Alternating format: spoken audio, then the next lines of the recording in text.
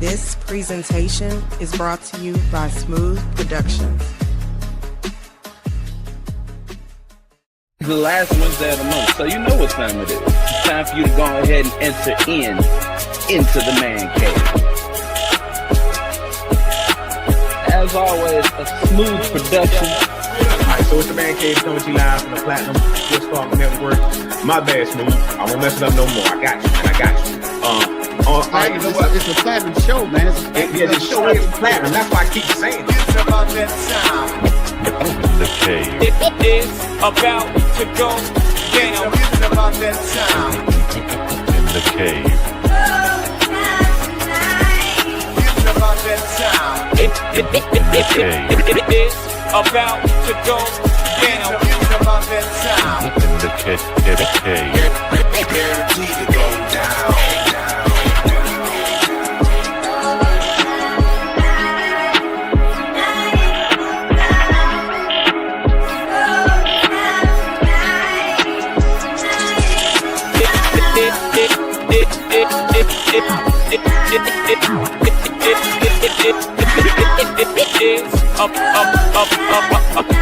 It's about to go down.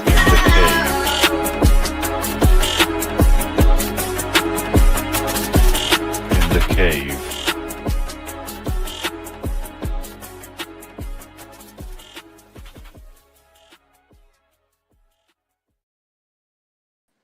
Oh, just hear those sleigh bells ring-a-ling, ding-ding, ding-a-ling-do.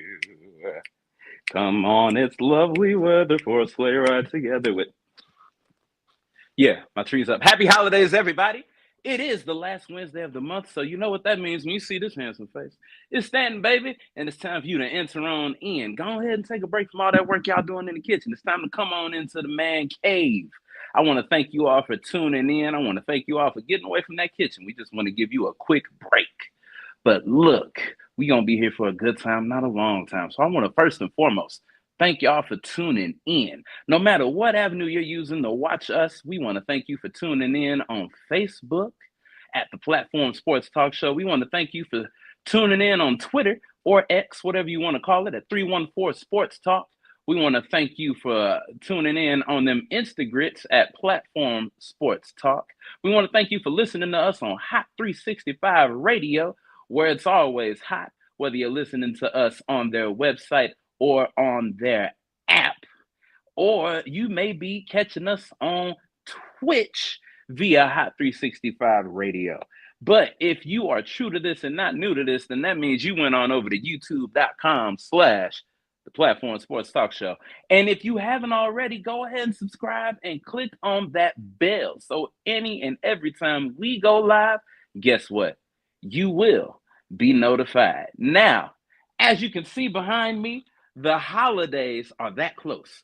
Like right here. Christmas is right there. Thanksgiving is tomorrow. Hopefully you all got everything you need from the store, because I went to the store today. Boy, them shelves is empty. More empty than a Burna Boy concert, but that's another topic for another time.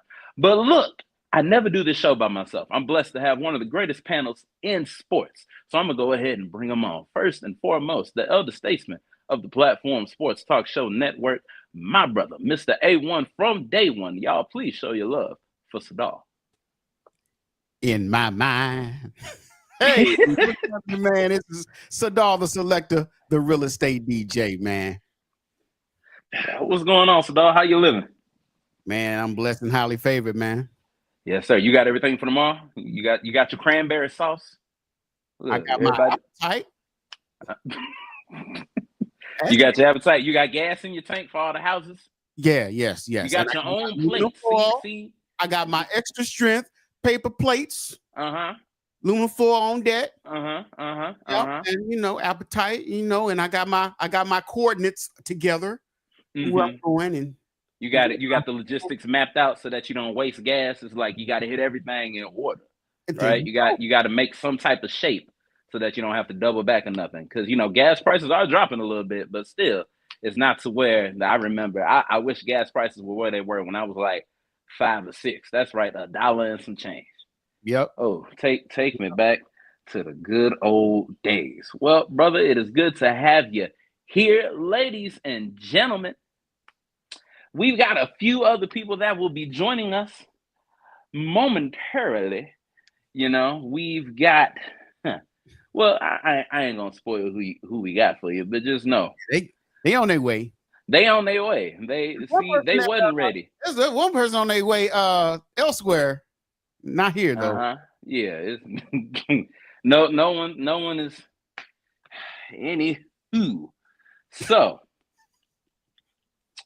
as we wait, I just want to say this real quick. Matter of fact, I'll go ahead and say what my word is. We gonna go ahead and start the show. We ain't waiting on nobody. Look, I'm gonna say what my word is, man. The biggest free agent in basketball right now.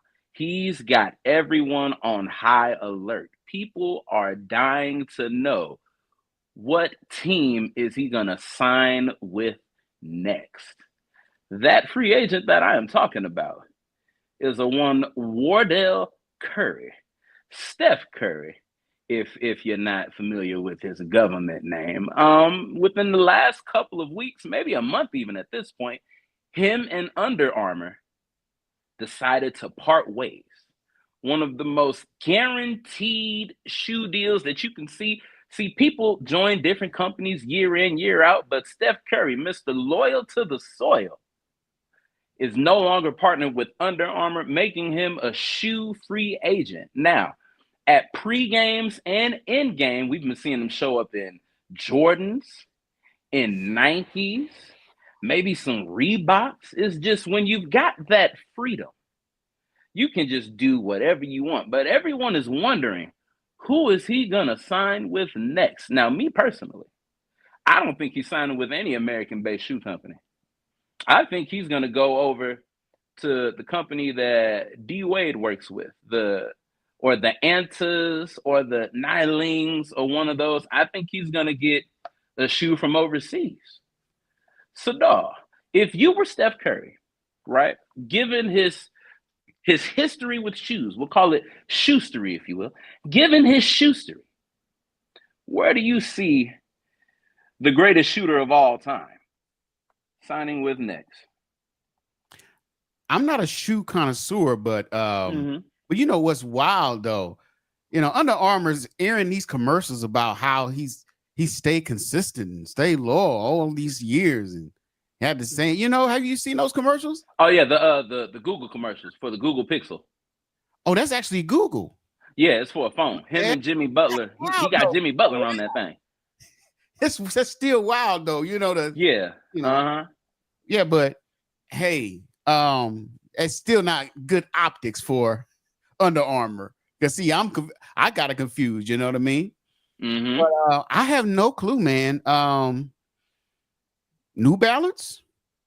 Now that is a brand that is on the rise. They've got a few players in the NBA. Their biggest player right now ain't even in the NBA. Their biggest player right now is Shohei Ohtani, because you know he signed to New Balance as well. I kind of see New Balance as like the new Reebok.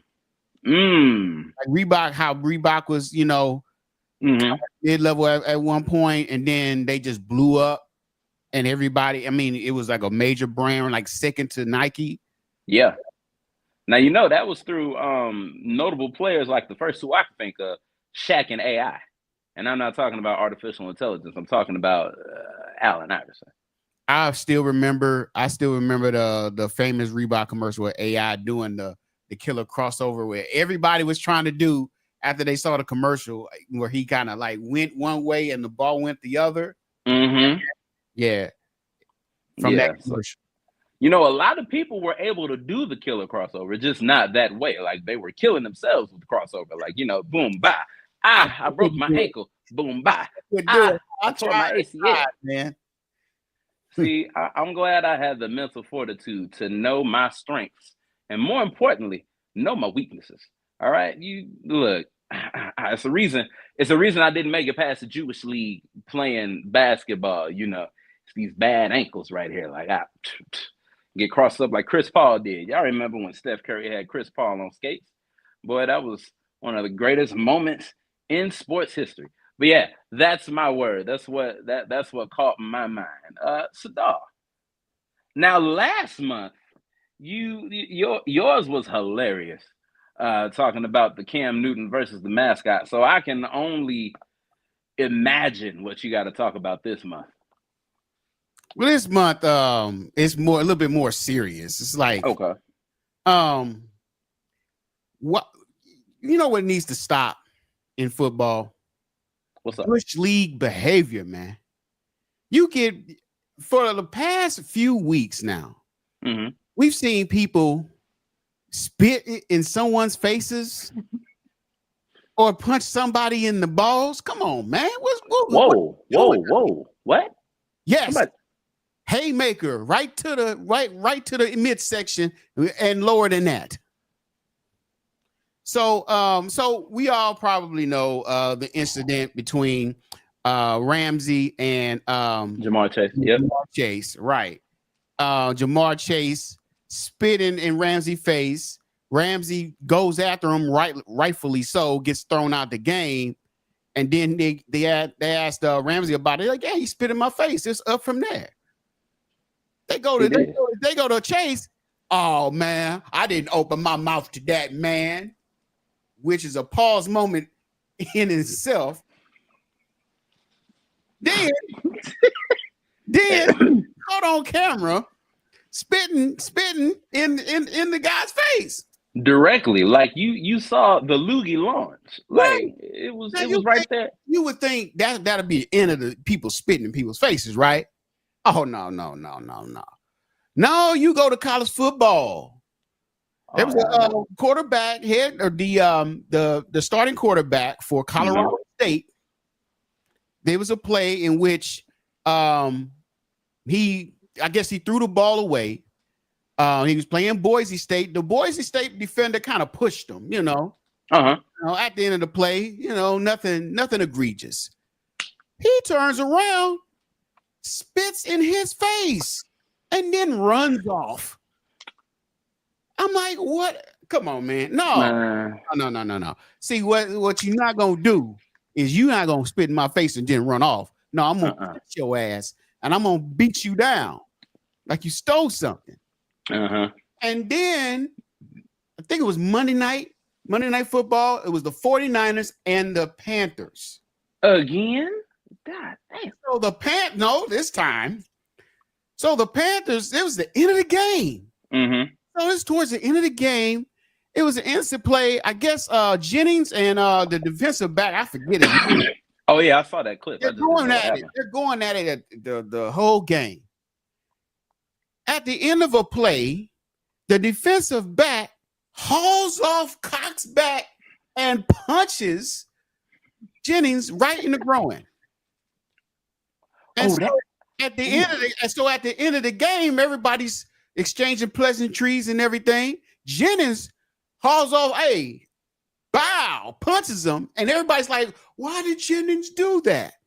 They roll back into the replay and they check it out. He literally, like, he didn't even have the ball. Ball didn't even go to Jennings. He didn't have the ball, but he had the ball. Okay. Yeah. Straight like that. That's what happened. That just reminds me of Friday After Next. You know what? Hey, we probably got somebody that can speak on that a little bit.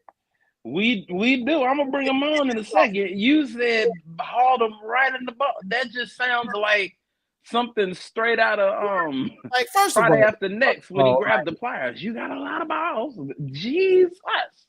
Like we gotta stop this, man. Hey, look. First of all, it ain't cool. It ain't cool at all.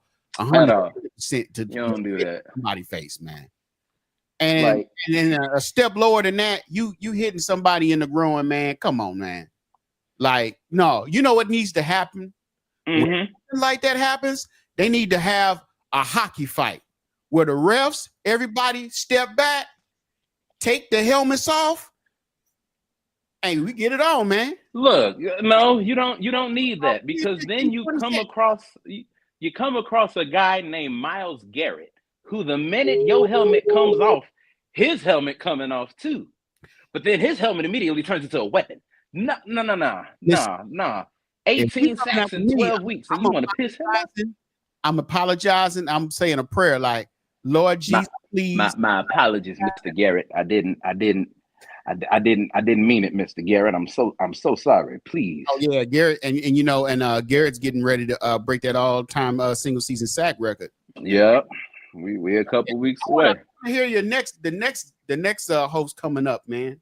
I definitely want to hear this guy. You know, it's like I don't know how many times you said 49ers, but it's like Beetlejuice. You say it enough times, and this guy pops up. Ladies and gentlemen, please give it up for the resident and probably only 49ers fan that I know, one of the two 49ers fans that I know. Please show your love for the one and only Mr. T-Bone Funk. What up, everybody? What's going on? Hey, am I the only one who, when Sadal was describing the situation that just happened, am I the only one that heard Jamie Foxx talking about LL? He hauled off and hit him. That's what I heard. He hauled off and hit me. That's still one of the funniest stories I've ever heard. But what's going on, T-Bone? Good to see you. Happy holidays to you. As you can see, we're in the spirit. I see you're in the spirit as well, holding up the 49ers gear. So you're wishing on a star. Well, you know, the little people. I'd like to thank the little people. You know what I'm saying? But you know, I'm just happy to be here. Semester's over. Well, finals are coming up, but you know, got to deal with that. But you know, I'm ready to talk about some sports with the fellas here with y'all. And by the way, you are sitting in a position where that ring light in front of you is making it look like you are surprise. Everything that's going on with them. Now look. Man, look, I need lighting. I can't.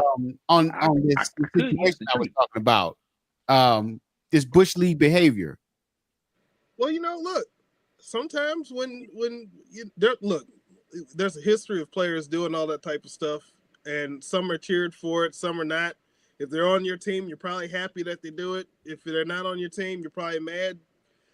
My team won. I don't care. At the end of the day, do what you gotta do. Feel how you want to feel. We got the W. That's all that mattered. On to Cleveland. We'll talk about that a little later.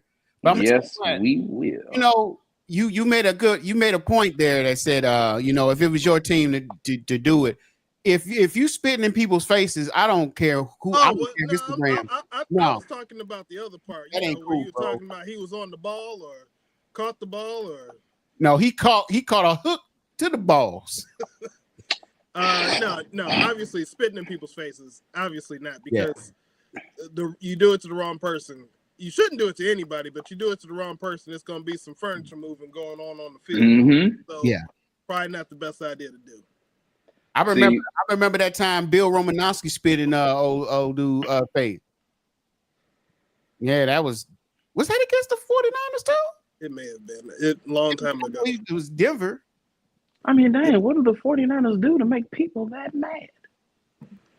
Can't be winning. Like, it's just like, what do they do? Hey, look, enjoy being in first place while you can. And win out. Because right now, you do realize y'all haven't had your bye yet, right? You jumping the gun now. Huh? We had our bye. We had our bye a couple weeks ago. No, y'all didn't. Yes, we did. No, you didn't. Yeah, we calendar. We had our bye. Yeah. Puka was hurt during the bye. Yeah, Puka was hurt. Had a son. We not gonna had a son by a woman who I believe set him up, because now she filing for full custody. And it's like, dang, Puka got within the first 3 years of his career. She said he is the one. Yep. But the Chad probably not his son. I don't know. People always told him. Now, explain to me something. Now, the 49ers, I know we're going to get into this later, but the 49ers are 8-4. How many wins is that? Or how many games is that total? 12? 12, yes. That's the way I always thought. I checked RJ's math. It was 12 earlier. The Rams are 9-2. Which means we had a bye week. Yes. Thank you for proving our point, T-Bone. Yeah. The bye week was right after the London game. They gave them time to adjust to jet lag. What? I guess. Yeah. Wait a minute. That don't make sense. What? Because the 49ers have had a bye. Have they? Yes. Look, when you try to get into NFL math, it just makes your brain hurt. What week are we in? Who's up? What's going on here? I don't know what's happening. Who's on first? What's on second? I don't know who's on third. Today's pitching, tomorrow's catching. But the Rams. No. Is that too old of a joke? Should I not know that? This is week 13 coming up. Yeah. Maybe we did we have a bye? No, I think you all did have a bye. It was within the last couple of weeks, I believe. I think the Rams had the 49ers had a bye. Huh. If we had a bye, and you saying y'all had a bye, wait a minute. So another bye, we all in sync. Now, wait a minute. Y'all don't have a game in week 16. No, so I think, what is week 16? The 29th or something? 17th through the 23rd. Y'all don't have a game. Y'all do not have a game week 16. 2 buys? Hey, I ain't mad at it. No, Maybe I think that y'all just had some. I'm gonna have the see. I didn't mean to derail the show. Keep on going. Oh, no. Go ahead. This is live and in living color. Yeah, like my Christmas tree. I'm just pulling up the Rams schedule myself to see what's going on. Mm-hmm. While we go ahead and figure that out, shout out to everybody. Yes. Wait, that's the 2020. Wait a minute. I can't believe AI because it's talking about the 2024 season. Go to the calendar, brother. We play the Seahawks week 16, December 18th. That's week 17. No, week 17 is supposed to be the Falcons. Well, I'm going based off the 49. No, week 16 is the Cardinals, I believe. I'm going off the ESPN list. Week don't 17, check ESPN. Well, week 17. No disrespect. Week 17 is when y'all do have the Falcons. Y'all played the Seahawks twice already, right? No, we just played them once. Yep. They should be our second to last that or got last. Me sound like our truth. You sure? That's on me, y'all.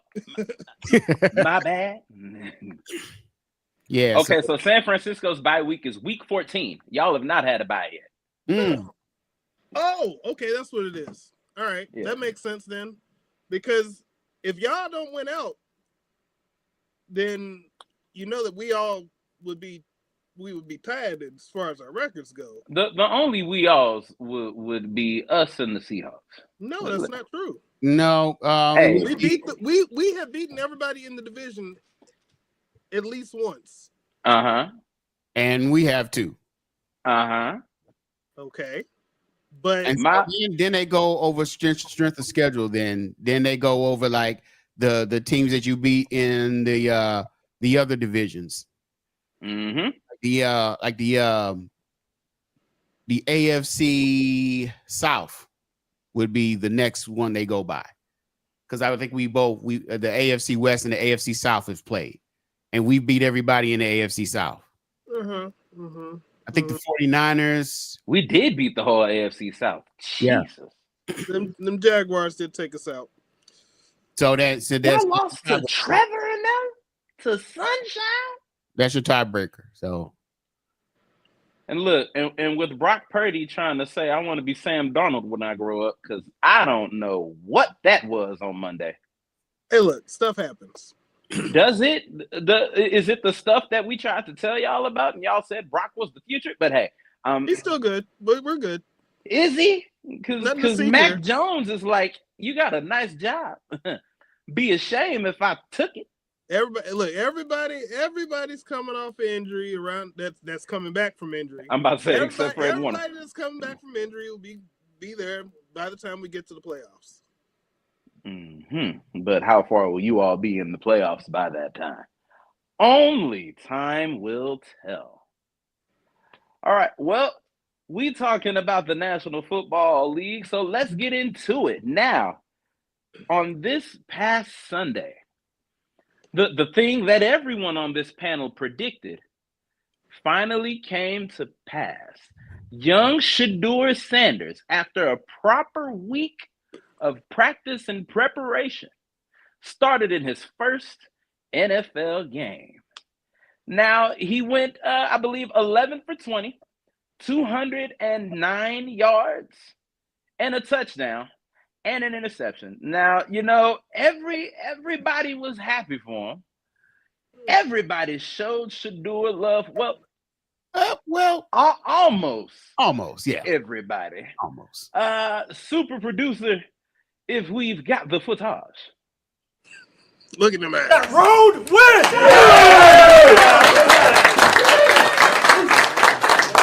Stayed resilient together like I told you we needed to, right? Stay resilient together, and we fought together. How about Gage's big punt return on special teams? How about Corey, every single time you're out there pinning those guys doing your job? Great call. Offense wasn't perfect. How about that big play by Sam at the end? IB, huge play. Q, huge play. Harold making a big play. And then another rookie making his first start. Nice job, Shedeur. Well done. There's that old saying, save the best for last. How about that fucking defensive performance? Holy is what I have to say about that. 10 sacks by our defense. 10 sacks. Okay? I got one ball in my hand. Okay, I got a guy, he's got to get a cold every week. Okay, he had a cold this week. Wasn't feeling himself. 3 sacks, which gives him 18 on the season through 11 games, which breaks his own Browns record. Myles Garrett. Come on, man.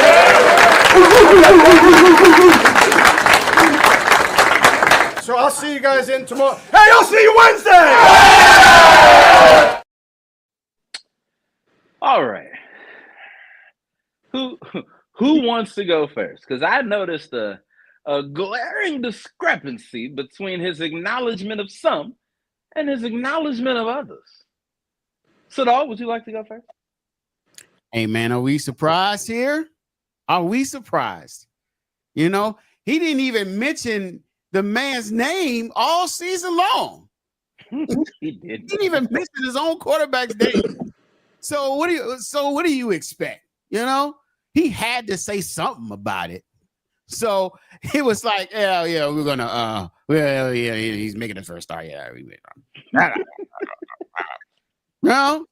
and then in the press conference, they asked him, hey, seeing as Dylan Gabriel's coming back, who are you gonna start next week?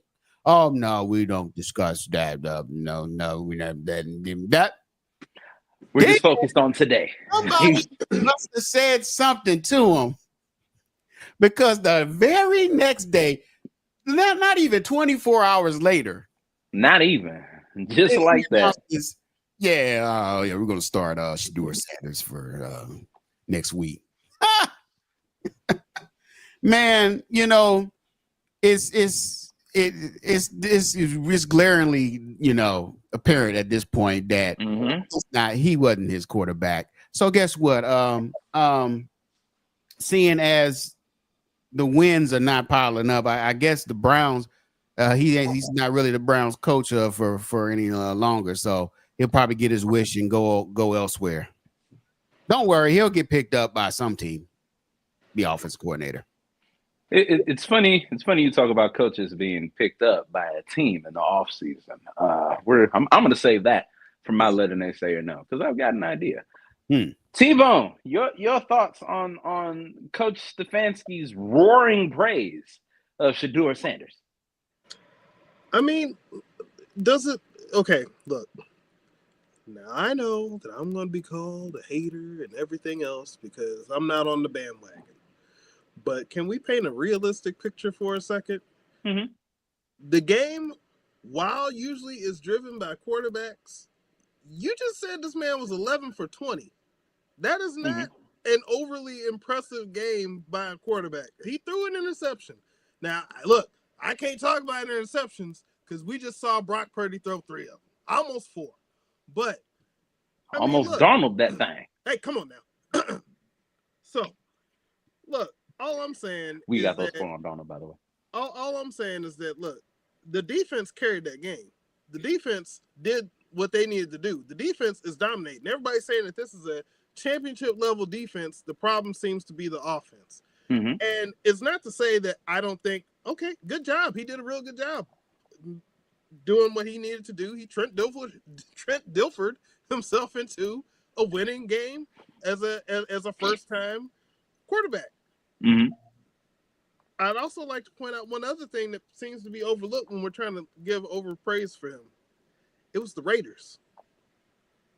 The Raiders. We talking about 2-2 and whatever teams facing off against each other. It's not like he went out and beat the top teams in the divisions or the league right now. Now, with that said, I'm not going to raise judgment either way. I'm just pointing out that overall the game ain't about him. He's the 5th round quarterback. You can say that you think he should have been drafted higher than that or whatever, but at the end of the day, the coach's job is to deal with the priority players. And if you got someone in front who's number 1, that's your quarterback that you're dealing with, number 1. You got the backup, that's the backup. You got the 3rd string, that's the 3rd string. So look, as he gets further and further up the list, he'll be the priority to be focused on. But right now, I mean, look, he won a game against the Raiders, who everybody thinks is a joke right now. But look, if he beats the 49ers, ain't nothing I can say. You know what? Everybody's talking about, oh, yeah, it was just the Raiders. It was just the Raiders. If he would have lost that game against the Raiders, it would have been a different story. Oh, he should have beat the Raiders. He lost. Thank you. Yes, thank you. So people want to, Now wait a minute. Now wait a minute. Be fair. Now, if we were talking about a 2-8 team, if you beat the 2-8 team, it doesn't really say much. If you lose to the 2-8 team, don't you think that's a bigger deal than winning? Exactly. You just made my point. But it's a 2-8 team. He did what he's supposed to do. Yeah, but if he didn't do it, be a problem. Do it. See, Shadur's all hype. He's not ready. Stefanski would have went up to that press junket with a big smile on his face. I told you. I told you. If he beats the 49ers, Sadal, does that make a statement or no? Yes. Yeah. If he loses to the 49ers, does that say anything? Yes. I would say no. It's a catch-22. It's a catch-22. He'll receive praise if he wins. I would say if he loses to the 49ers, we don't expect the Browns as a whole to be good to begin with. If he loses to the 49ers, they'll be saying, look, he's not ready for a real NFL team. Maybe he shouldn't be starting. That's what it is. It's a catch-22 for him. They'll be like, how do we evaluate what's good or bad without trying to say, well, one stacked on one side than the other? How do we evaluate good versus bad? Boy, it got real quiet in here. Because that was a long question, brother. Yeah. How do you evaluate good versus bad? That's a solid question. By your performance. When it comes to Shedeur Sanders, there is no bad. The goalpost moves all the time. I'm asking you straight up in this man cave, and we can get some other fellas in the man cave in a second. We can get some other fellas. Matter of fact, we gonna get a Shedeur supporter in here right now. Hey, yo, Miko. What it do, man? What's good? What's up, brother? Talk to this brother right here, man. Get him together. What's the all right. Pause right here. Let's get this thing all the way popping, okay? So first and foremost, their whole playbook is boo-boo because they route tree doesn't make safeties and corners have to choose between the weapons, which is why dudes don't end up open. If you look at analysis from Kurt Warner and from some of the other professionals who've looked at this, a lot of the receivers are sitting right on top of each other. So defensive wise, they don't really have to do nothing. That's why it's a freaking miracle the passes he did get off and the long passes he got down the field. Now, with that being said, this is why when you look at Dylan Gabriel's tape versus Shedeur Sanders' tape, right? There's a distinctive difference. Number one, I mean, if that's where we gonna go with this. Now, there isn't another option for them right now. They have drafted these two quarterbacks.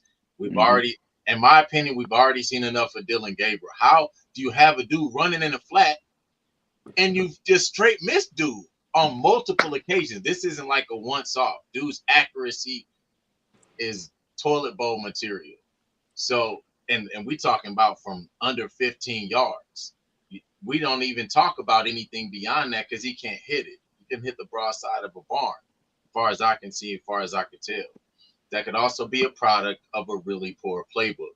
But, I mean, a poor playbook isn't going to magically make you complete a 5-yard pass. Now, moving past Dylan, getting to the Shedeur Sanders part, everybody know that he was a first-round draft pick, including the prognosticators and people that have played professional football.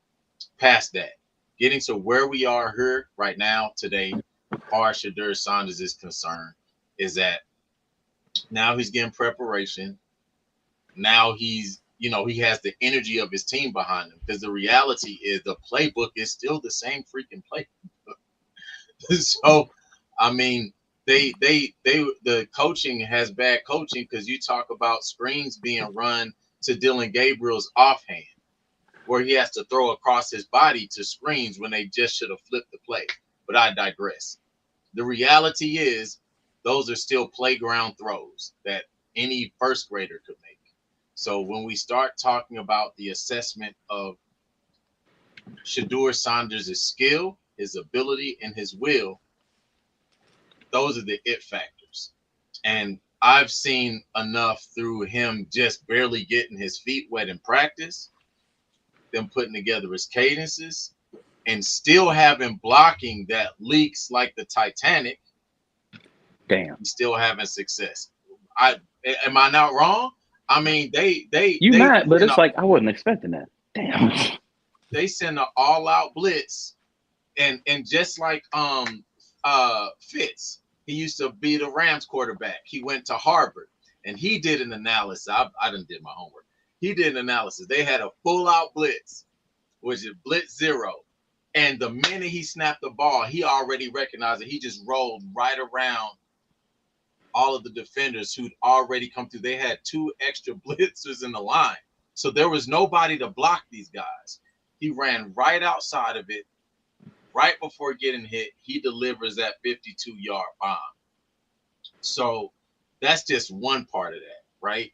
Because the reality is, if they really wanted to find success, no coach, but if they wanted to find success, they would have slant routes and begin to challenge the middle of the field with the speeds. And Jerry Jeudy, other guys send that, I forget the running back, the rookie, Quinshawn Judkins from Ohio State University. No. Oh, the other guy. Other rookie who ran that 62-yard touchdown. Oh, yeah. Okay. Yeah, you send him out of the backfield. Quinshawn, he ain't catching that and taking it to the house. You send the other guy out of the backfield. I mean, this is football 101. Like, I don't understand what's so complex about these coverages. Because at that point, all we're doing is playing mismatches. The coverage doesn't mean crap if you have some mismatches. They may not have much talent, but they do have some speed. And what Shedeur realizes is, let me find the guy who can freaking catch the ball. And if they focus on those fundamental things, we don't have a problem here.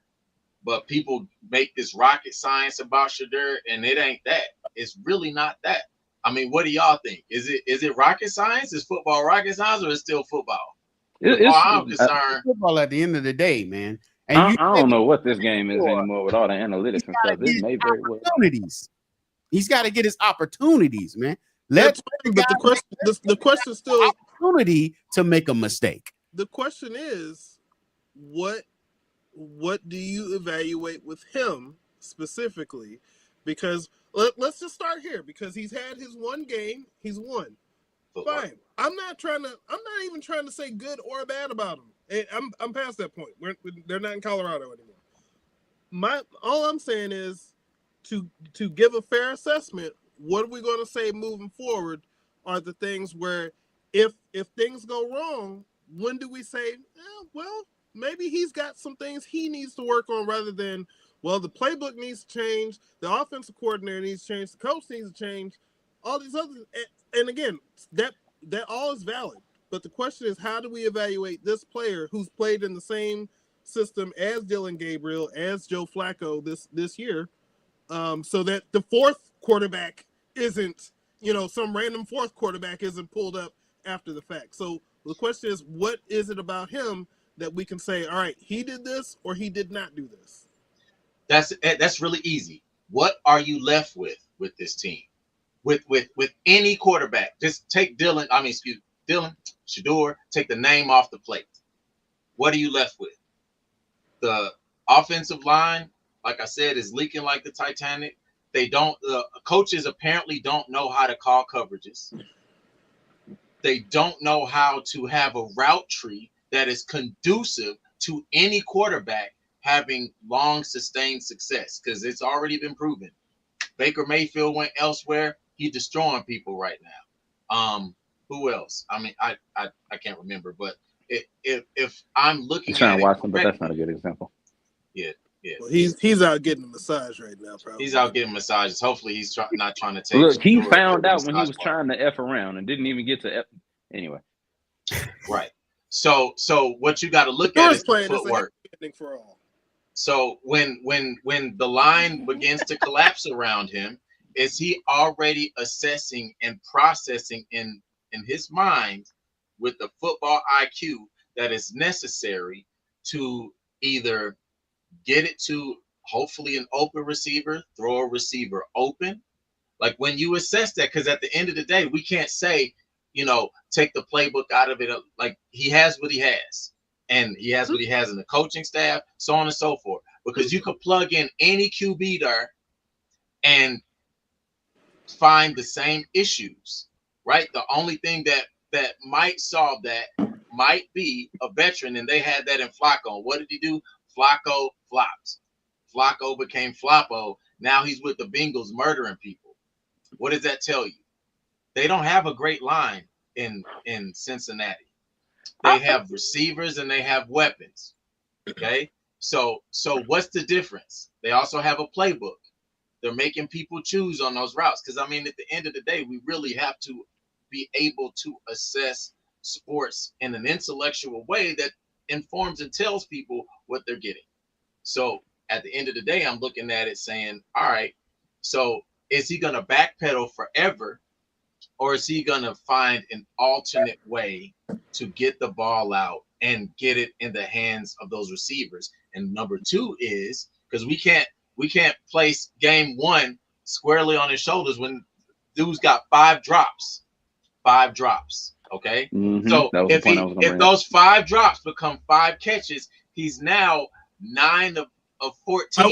Wait, let me pause you right there because I just want to ask one question. So did receivers have drops for Dylan Gabriel? They did. Did receivers also were they also totally missed on 33% non-catchable throws? I'm just asking. Now, I'd also like to point out Dylan Gabriel also has a win with the Browns. He beat the Dolphins. No, he didn't beat the Dolphins. The defense beat the Dolphins, but okay. Oh, now wait a minute. Now see, that was a trap. See, you didn't. You didn't. No, you're good because you know what? You could say the same thing with Shador, but you know what he did? You know what Shador did? He put him in position to score touchdowns. Dylan hasn't done that. What has he done? He's been blown up on all his third downs. He's missed wide open receivers on short and intermediate and hasn't. Well, you've had a larger sample size with him, though, right? Of course you have. But with the larger sample size with Dylan versus a smaller sample size with Shador, you have a smaller sample size with Shador and you have more success in winning downs. You have more success in players going out and having big plays. What differentiates a winner from a loser is third down conversions and big chunk plays. And Dylan might have had some third down conversions. He had 0 chunk plays. He had 0 pop plays. He's at 0 wow plays. And the only plays that they had that were chunk plays came on the defense or from Quinshon Judkins. So essentially, he was a non-factor as far as the offense was concerned. You can get Dinkin, though. You could bring Trent Dilfer back, and he'll do what Dylan did. I don't bring my at Trent 60 Dilfer million back. years old. Hey, but before we even dig up that ish and try to bring back a Dilford, we're going to go ahead and bring in another member of this Black Brother Brady Bunch thing we got going on right here. Ladies and gentlemen, please show your love for the blackest man on radio and the blackest man in this podcast and the #1 guy that can go toe-to-toe with T-Bone, and I can't wait to hear what he has to say about this. It's Craig Black. Craig Black. What up, gentlemen? What's going on, fellas? What's going on? What's happening as he sits in the car getting ready to make that grocery store run he forgot yesterday? Let me apologize to the family. Yes, I am late and I got a lot going on with the family right now, so I'm just gonna jump in and out real quick. I'm not gonna hold y'all, but let y'all get back to doing what y'all doing. I think Shedeur Sanders is good, but I think the hate for the coach is not totally warranted. That's just my opinion because he's treating Shedeur just like he treated Dylan. So I mean, it is what it is. The coach is a hater, but I think he was hating on all the quarterbacks. You know what I'm saying? He's not showing love to any quarterback. That's just how I saw it. Okay, but I'm not gonna hold y'all up for real, fellas. The wife got me out here running around, doing my thing. I knew it. Making things happen. So I'm gonna jump off here, fellas. I appreciate y'all. All right. So I'm gone. I'm out. I gotta go. Thanks, fellas. With a quick Craig Black cameo. Yeah, the quick Craig Black. That's what it is. Quick Craig Black, and I'm out. Yeah. Hey, I just thank God he didn't show us an Instagram feed this month. Real quick, just to piggyback off of Craig's comments, we do have another post-game video from Coach Stefanski, super producer. If we could play that, please.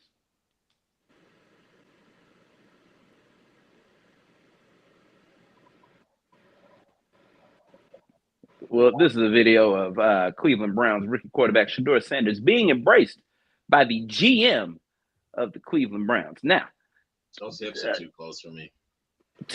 Was he thanking them for getting away from the #1 pick? Or what? Wait, what'd you say? No, they still in the running. What'd you say, Miko? Nothing. I just said those hips are too close for me. Anyway, now we also have, I believe, the post-game speech. No, we don't. My producer. All right. But there was after Dylan's win in Stefanski's post-game speech, didn't even mention the dude. So I kind of see what Craig is saying. He just got a hatred for his young quarterbacks. The one quarterback that could give him a happy ending, well, he's seeking happy endings elsewhere. So, you know, no. Is it still too soon? Is it still too soon? It's been years. It's been years. It's been at least 3 years since all these massage therapists started coming forward. No, I ain't gonna do it. Wow, you pulling out the trombone. You should have done it. That was like the live rendition. It doesn't get any better than this. But yeah, we've got that video of the post-game conversation by Coach Stefanski after Dylan's start and win.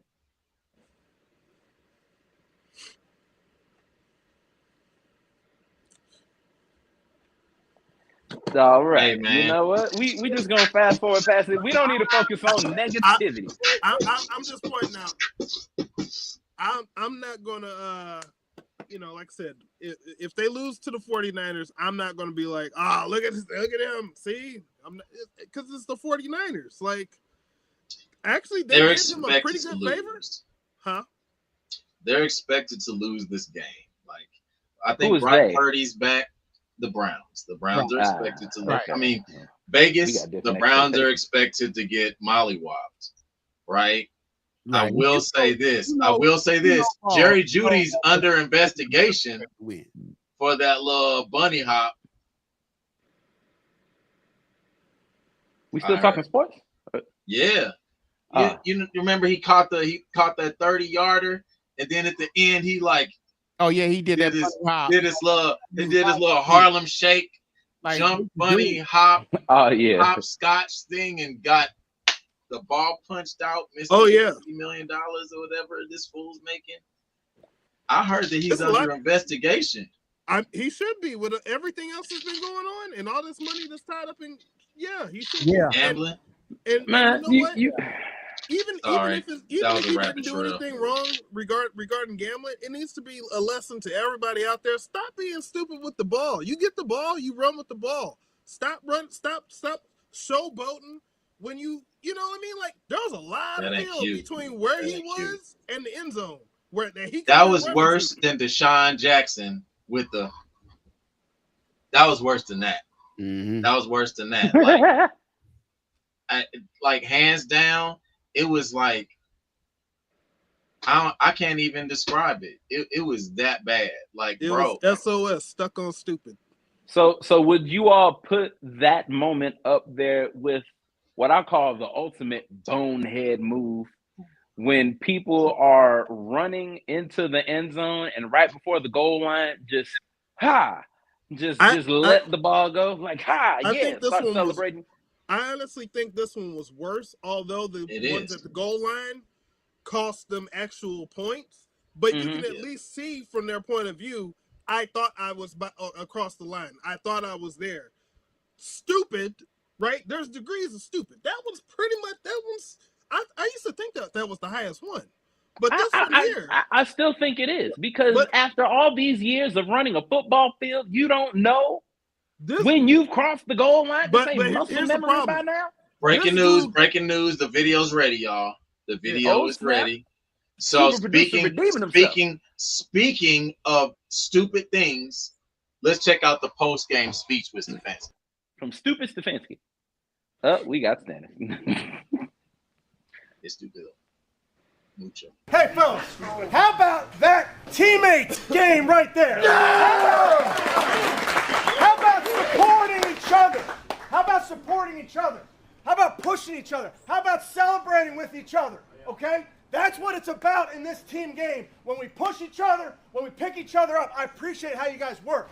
There's some good on that field. First, I'm going to start here. Just broke a record for most starts by a Brown since 1999 when Browns came back.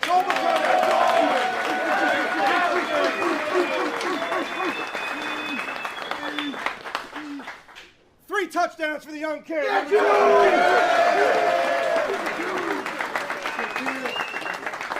Okay, some good out there. Some good +4 turnover margin. Okay?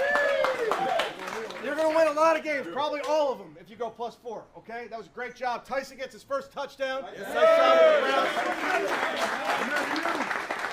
Grant gets a punch out on kickoff.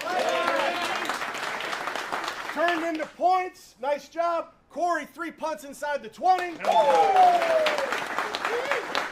Andre, 4 for 4, extra point, 1 for 1 field goal, 5 for 5. I like that too. In tough conditions. Well done. Andre! Okay.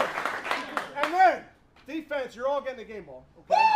But I'm gonna do this. That defense out there, including to the very last play, okay, 4 sacks, 11 tackles for loss. Oh my mama, okay?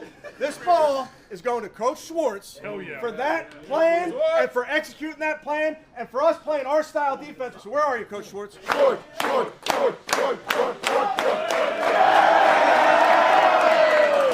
yeah. Well done. 300-pound bench and all, Jim Schwartz.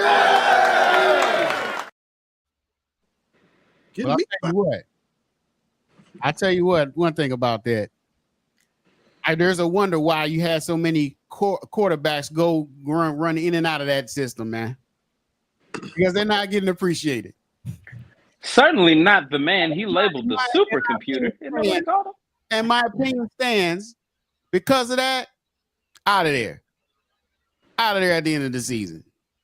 Get somebody in here that actually appreciate the quarterbacks and actually has a great playbook that's friendly to the quarterback, maybe you win some more games.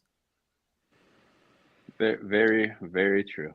My only concern with this post-game speech, outside of not acknowledging Dillon Gabriel, or they didn't even get any type of game ball from their first career win, which I think every quarterback gets that, whether they perform phenomenally or poorly. Why was the defensive coordinator already half naked? Brother, what was you just doing in the locker room? Like, he came up, shirt off, towels, like, brother, man. And you got drenched with Gatorade. Ain't the player supposed to shower first?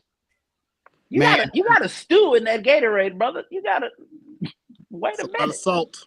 It's a lot of salt. It's a locker room, dude. It is. It's a locker room, man. I ain't gonna comment on another man's locker room, man. Hey, they at that point, they only had one opportunity to give that type of speech. You know what I mean? It's not like it's not like he can act like he's been there before. They only have one win at that time. And that was it. This is the second time. Well, I don't think that Jets locker room. The quarterback getting a participation award really matters, to be honest. What I think is the most important key in this is who wrote this freaking playbook. Like, Deshaun Watson came from the Texans, he got murdered in it. Baker made, like, how long has this playbook been in existence? Like, the real questions are in this system aren't being asked, which is who wrote the freaking playbook? Because somebody is back there probably on meth or something, because this is football 101. I haven't watched a bunch of Browns games. Not even gonna lie. Watching Dillon Gabriel is really tough. But I have not seen some choice slant routes being run with go route. Like, I haven't seen route combinations that make any sense for any quarterback. And I've seen Watson wash out here. Like, that's the thing. You have a quarterback, albeit take all this off the field stuff and throw it in the trash. You have to do that in order to assess football. And he gets on the field and he's struggling to get an open receiver. And until I actually watched the analysis of it, I really couldn't put my finger on why. I'd like to point out one thing. That you said Deshaun Watson got murdered out there, right? With the Browns. Yep. There's no jokes here, Stanton. There's no jokes coming. Oh, there's always a joke coming with me. Come on. But I would also like to point out that after he went down, that's when Flacco took the Browns to the playoffs. So sure. Like, I'm not saying the whole playbook is trash, but I'm saying a lot of it is. And that it's like they pick and choose in terms of maybe it's arm strength. I don't know. I don't know how they pick their plays, but there's absolutely a ton of plays in that playbook that do not work. And any good offensive coordinator should say, hey, all the plays in these sections here need to get tossed out. Why? Because they're not successful with any quarterback. And to me, the thing that stands out about not giving Dillon Gabriel the ball and not saying either one, because someone said this, he doesn't say Dillon's name, he doesn't say Shadour's name. And the only thing I can point to that seems to be matter-of-factly is I think this is all Stefanski's ego. Here's my system. We're going to work this down. We're going to make this go. And they got that win, I think 13-10 or whatever it was. And he's chest bumping fools running off the freaking field like he just won the Super Bowl. What, against this last game or the first game? No, the last game was better. The game that Dillon won. I believe it was. No, that one was 31 and like what? I could have scored. I just saw a video of a very close game that they had won, and he ran off the field. Oh, probably from last season, maybe. But it told me a lot about his mentality. Like, any coach will want a win, but what I'm seeing from him is someone who doesn't have like a bone in his body to appreciate or try and at least encourage in front of the media the people that are supposed to be the driving engine of this team besides him and the other coordinators. That's you know what the saddest thing of all of that is? The saddest thing is once Stefanski gets fired from the Browns, he's instantly going to get a job somewhere else. He will. And I don't know that he's a terrible coach. I know that he's had some really great seasons with other teams. But what I do know is that playbook and their offensive play calling has been hot basura. That's hot trash in Spanish. Yeah, and we got it. They gotta do basura caliente. Stanton's eyes say it all. Look at him. Look at them eyes. Same as 49ers fans get every time they lose the Super Bowl. What do you mean we lost? More wins than losses. You said what? More wins than losses. Are you sure about that? Yes. You sure about that? Yes. Y'all done lost 3 in my lifetime. And they've also won 5. Oh, I thought it was 4. Oh, okay. I can give y'all another hot 10 before I got to get on the road to go travel to see my young one. Hey, right. if we're talking about NFL real quick, you know, there was a show that we had a few months ago. I'm giving super producer some time here. There was a show we had a few months ago where I may have been under some pain meds and trying to make it to the show and everything. And well, you know, we were talking about predictions for teams that could surprise us. And I know we're only a little bit through the season, but super producer, if you could roll the clip, I'd like to point out something. Well, you know, they had a long year. They had a long off season. But I can tell you, without a doubt, for sure, the Carolina Panthers. Oh, let me tell you. Goodness gracious. Nah, I'm kidding. Come on, let's go get that. They about to have 7 wins or what? They got to be flying coon every win. Xavier got them in his line. You know what? Yeah, wait a minute. You know what? No, actually, yeah, you know what? Because I'm not going to pick my team. I'm going to actually say the Carolina Panthers just randomly. They could win their division. Why not? Why can't they? Now, I know that there was some people. I cut the clip off because before we really got to the laughs and jokes and everything. But fellas, the Carolina Panthers actually do have a chance to win their division. They're 6-6, and they got us on Sunday. Give it a rest. I thought they had an even better record than that. Oh no, they just lost Monday. Well, yeah, but and they got the Rams on, like you said, they got the Rams. The Rams about to give them that smoke for real. I mean, I'm not saying that they have to beat the Rams in order to do that. I'm just pointing out that they have a chance to win because right now in their division, the Bucks and the Panthers are 6-5 and 6-6. Mm-hmm. Let's see. Who do the Bucks have coming up here real quick? Is now the real question is how long will Baker Mayfield be sidelined with injury? Well, that was the other thing. He's coming back this week. Well, he may come back. He'll be back this week. You know what? Brock Purdy came back in week 3 or something like that, and he had to go right back out. So you never know with these injuries. And then he came back and stunk up the place almost. But still got to win though. But he won the week before, and they had a pretty good game the week before that. But was he back the week before? Last week he came back the week before. Not this game against the Panthers the week before when they beat who'd they blow out? They blew somebody out. I thought it was Mac Jones that came back, but okay. Anyway, I just wanted to bring that up because like I said, season's not over. A lot of things can happen. If they don't win their division, it's very unlikely that they're going to wind up in the playoffs because the Seahawks and 49ers and Rams, some combination of the 3, will have either the division and the other 2 wildcard spots. So, or is it 3 wildcard spots now? I don't remember. 2, but 3. Yeah, I think it may be 3. 3. It is. Yeah. So. Yeah. So yeah, I just wanted to point that out. Just that the 49, the Panthers, even if they don't win the division, 6-6 at this point in the season, pretty surprising compared to where they were last year. Well, yeah, but you said win the division. We didn't say they'll be good. You said win the division. I'm just giving the update of where we are right now with that horse in the race, and that horse is doing pretty good right now. So you never know. T-Bone. Let's dial it back now. We got 6 more weeks. Hold on. The Carolina Panthers have the 28th ranked strength of schedule in the league, and and Atlanta is up there at 20. So now, if we're gonna look at Tampa Bay is nowhere near them in strength of schedule either.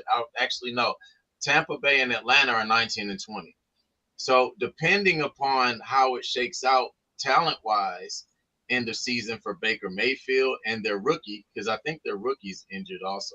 I can't remember whether or not their rookie wide receiver's been murdering people in Tampa is injured.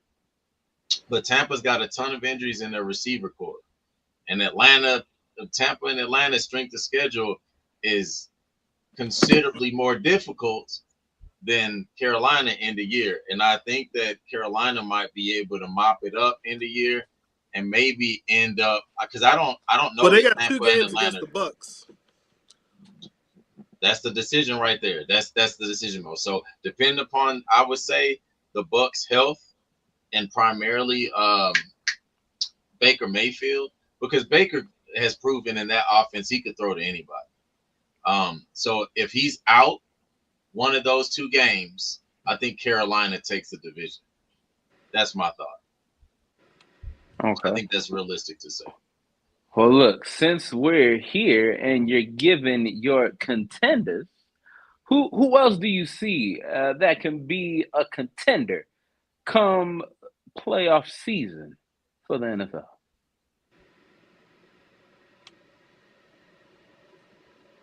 Rams, Detroit, Chicago, Indianapolis, Denver, New England. That's it. Nobody out of the AFC North. They're all trash, including Baltimore. I said it. And frankly, Buffalo just doesn't. They've been trying to string it together and haven't put anybody around Josh Allen in forever, and they're paying for it now, and they're going to pay for it come the end of the season, and they are not going to. They're going to flop to the end of the season. New England's going to be the only team out of the AFC East to do anything. Actually, Jacksonville too. Houston has the number 2 defense in the league. So if they can somehow get their offense together, like Indiana, Jacksonville, the Texans, like they could be smoking. Kansas City's done. They're over. The Chargers, I think, are done. Denver is the only team in the AFC West. Philadelphia is barely the only team in the NFC East. Dallas is cooked. The NFC South is trash. Whoever wins that is just going to get mopped. Chicago is surprising, folks. They just are gritty, and they will make it they could probably make it to the NFC championship game against the Rams, and they will get destroyed. So, far as I'm concerned, I'm gonna just go ahead and call it. I'm gonna say Rams and New England in the Super Bowl.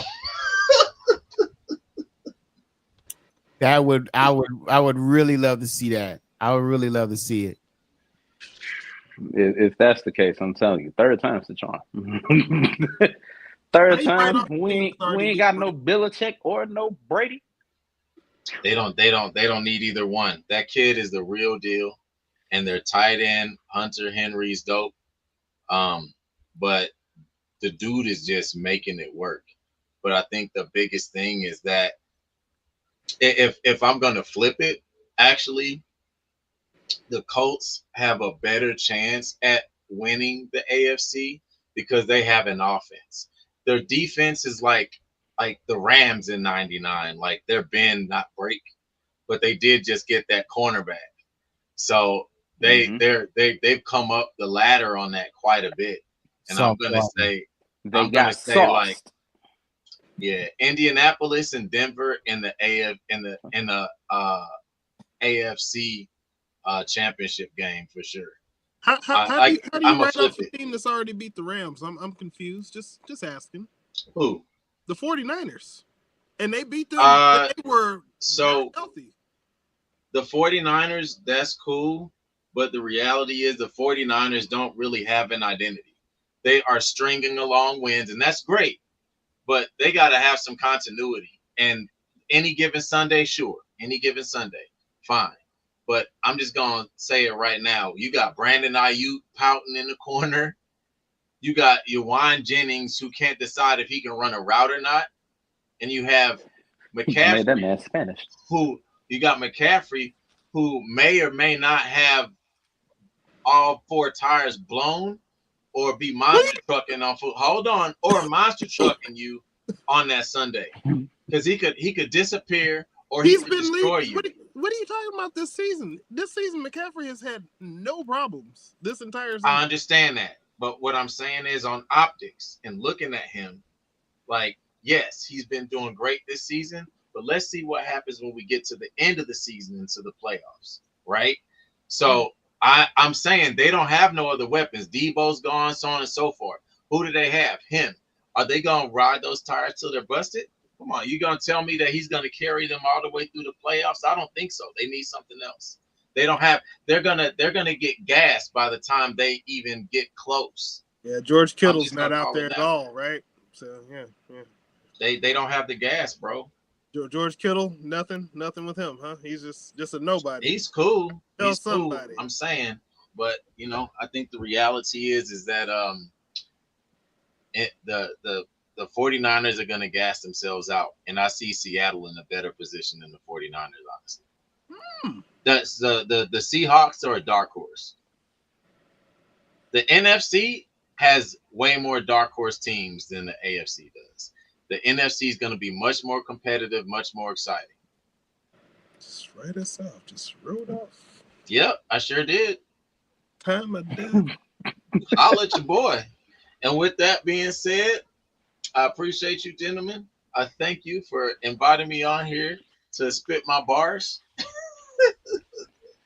He said inviting like he's not a part of the panel. Right. You're supposed to be here. I'm up in the cut. Thank y'all for inviting me on. Brother, this is your contract requirement. Thank you for inviting me. Thank you for inviting me to work today. Thank you for inviting me in. Allowing my contributions. My contribution.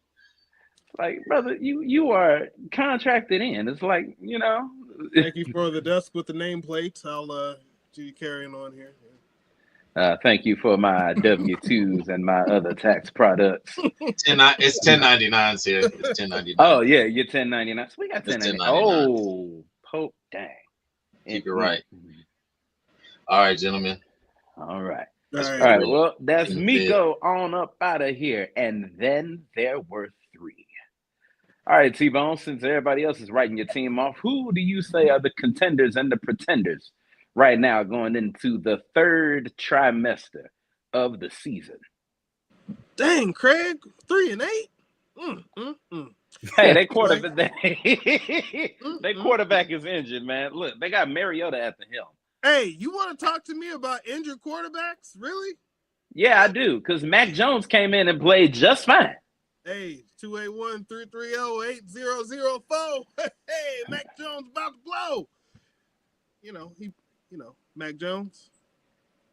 Boy, look at him. He looks surprised, mouth open. Nah. That's what. Like, my brother said, Mac. No. That's just the lights. we don't. I know.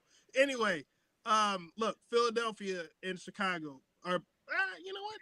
You would like to think that Chicago's going to win that division, but. Chicago is just like, it's kind of like the Mets, right? The Mets, they're going to be something expected. And then, you get to the end of the season, they're like, hey, where'd they go? They gone. Especially after this last season. All that money they spent.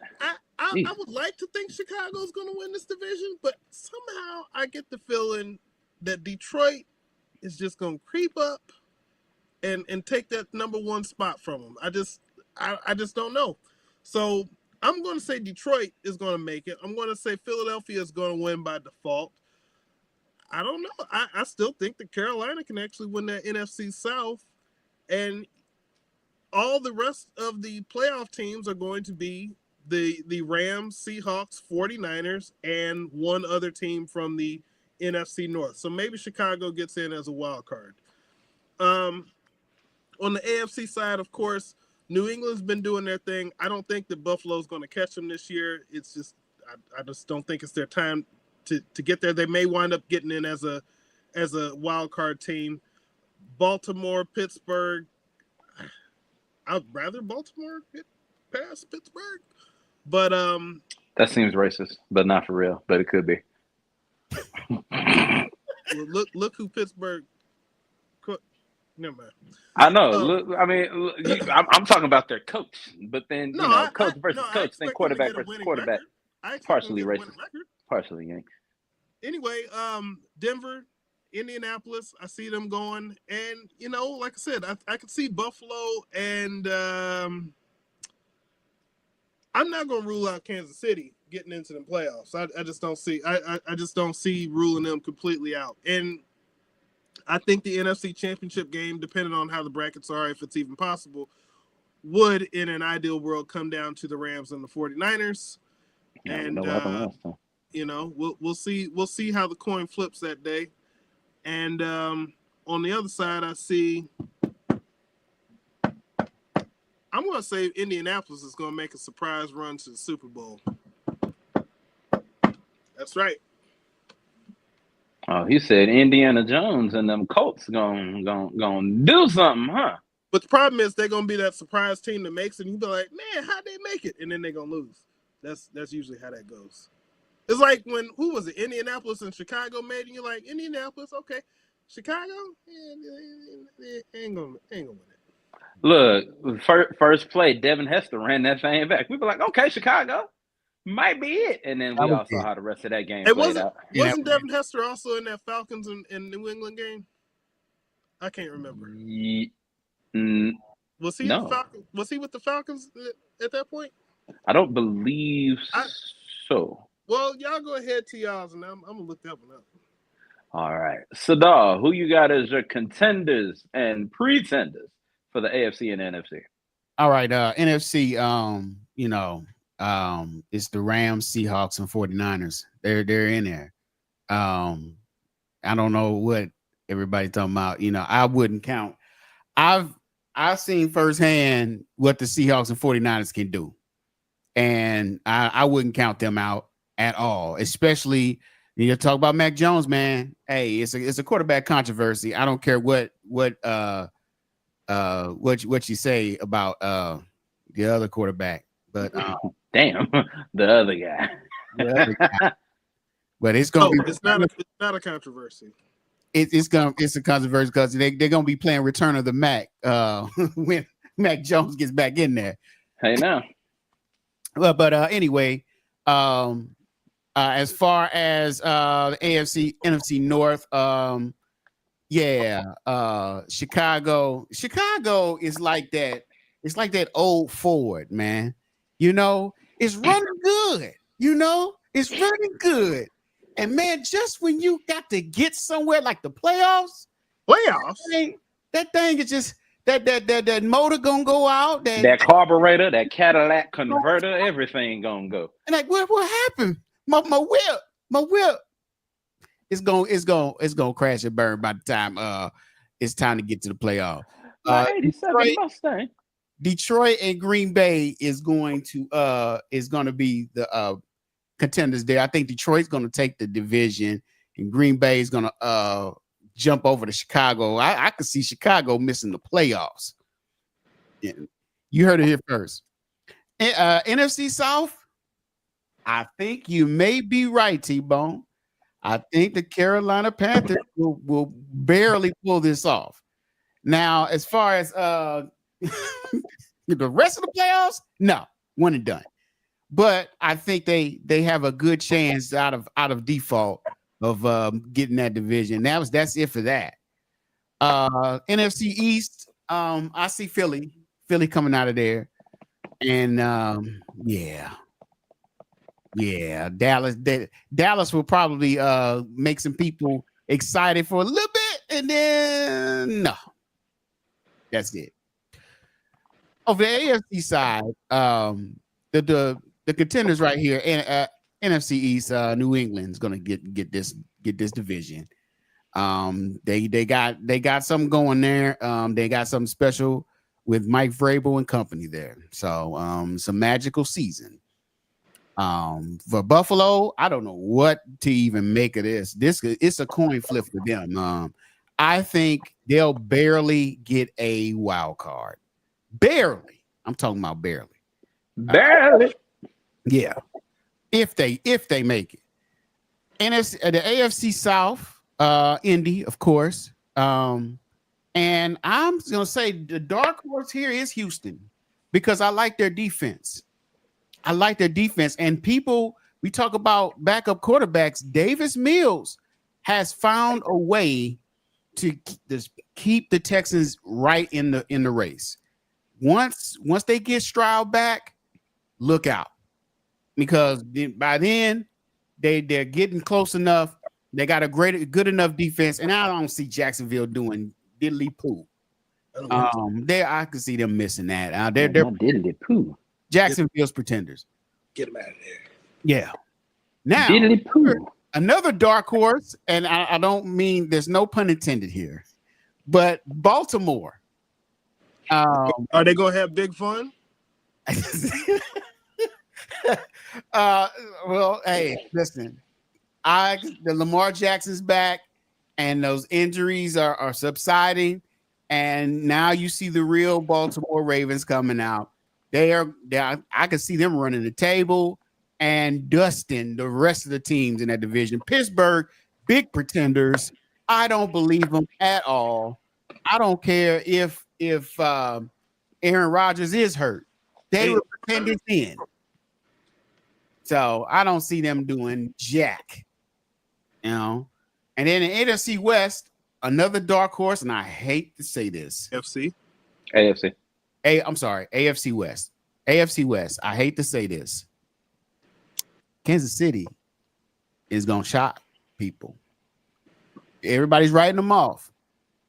But I'm telling you, I said it before, I'll say it again. Patrick Mahomes. They got Patrick Mahomes, man. They're gonna find a way. They're gonna find a way, and they're gonna make the playoffs. Denver's gonna win the division. And the Chargers is looking disappointing, man. Every time I see them, they've lost games that they should have won. They're looking disappointing to me, man. They're close, but I don't think I think they might miss. They're pretenders. They might miss the playoffs. But I see Kansas City getting that wild card. Don't be surprised. I'm going to Kansas City. Kansas City, here I come. Devin Hester was not on that second Super Bowl team with the Falcons. He had just left the Falcons the year before. Okay. If he was there, it probably would have helped him. Nah, I wouldn't. No. I mean, it would have been more than 28-3. It probably would have been like 35. And then it would have taken more of an effort to win. I think he was Tom Brady still probably would have. He was slowing down by then. A little bit. Just a little. God was on the New England Patriots side in that game. Sadal, you okay? God does not know the New England Patriots during that time. Don't make me revisit that game, please. God don't know them people. All right. Well, let's go ahead and get this out the way. Now, looking at the NFC East, the Philadelphia Eagles, right? There was a guy on this show who said something about a certain running back and their production this season or lack thereof. Ironically, it was on the same episode where we had that clip of T-Bone praising the Carolina Panthers. I told y'all Saquon wasn't going to be that guy this year. Like, when you look at it, them some piss poor rush yards compared to last year. Per game, he's only got one 100-yard rushing game this whole season. That's the NFL for you. Everybody's keying in on him. Or it could be all them awards he got and the curses that come with it. Shout out to Madden 26. Anyway, but out of the NFC East, I'm going to say Philadelphia just because the Cowboys will always be the Cowboys. I don't know any better way to explain it. It's like just when you think they have the possibility, just when you get that Cowboy fan mentality and think this could be the year that they do well. What was that? They'd be right there. Like right there. And then they forget. It just doesn't quite curl. Like it doesn't. The curl ain't holding. The curl ain't juiced enough. It ain't holding. That's the problem. It's like they get to the door and then it's not a traditional key lock. It's like a 4-digit passcode and they ain't got it. So I see Philadelphia coming out of the NFC East. They're a true contender. Out of the NFC North, I heard a lot of people say Detroit. I'm going to go Green Bay. I believe Green Bay will find their way to the top of the division through some miraculous work by their defense, more importantly, Micah Parsons. When we look at the NFC South, it is a toss-up between the Panthers and the Buccaneers. But when you look at the NFC West, strength of schedule, the opponents that the teams have coming up, we've already seen the 49ers, so we don't have to worry about playing them again. Arizona is trash. And it was only fitting that their win after 5 losses be against the Cowboys, which then again shows that just when you think the Cowboys are there, they go and do something like that. So I'm not really worried about the Cardinals. I think we've got them twice in this last stretch of the season because I don't think we've played them yet the first time, did we? Correct. Okay. Yeah, so we've got them twice. So those are 2 guaranteed wins right there. And then we've got the Seahawks back in Seattle. That might be an L for the Rams. I'm just saying right now. I mean, last time we went to Seattle, we had Geno Smith yelling, "Oh my God!" as Aaron Donald almost knocked that boy out his boots. So, we'll see how that Seattle game goes. I really like the way our defense looks. People are not talking enough about our defense right now. And we just signed Darion Kendricks back from Seattle after they just released him. Dear so God, we got him back. Dear God. Dear God, help us. What you mean? He absolutely sucks. I mean, when you look at it, a couple years ago, Cam Curl and Emmanuel Forbes absolutely sucked under the leadership that they were under. But this Chris Shula defense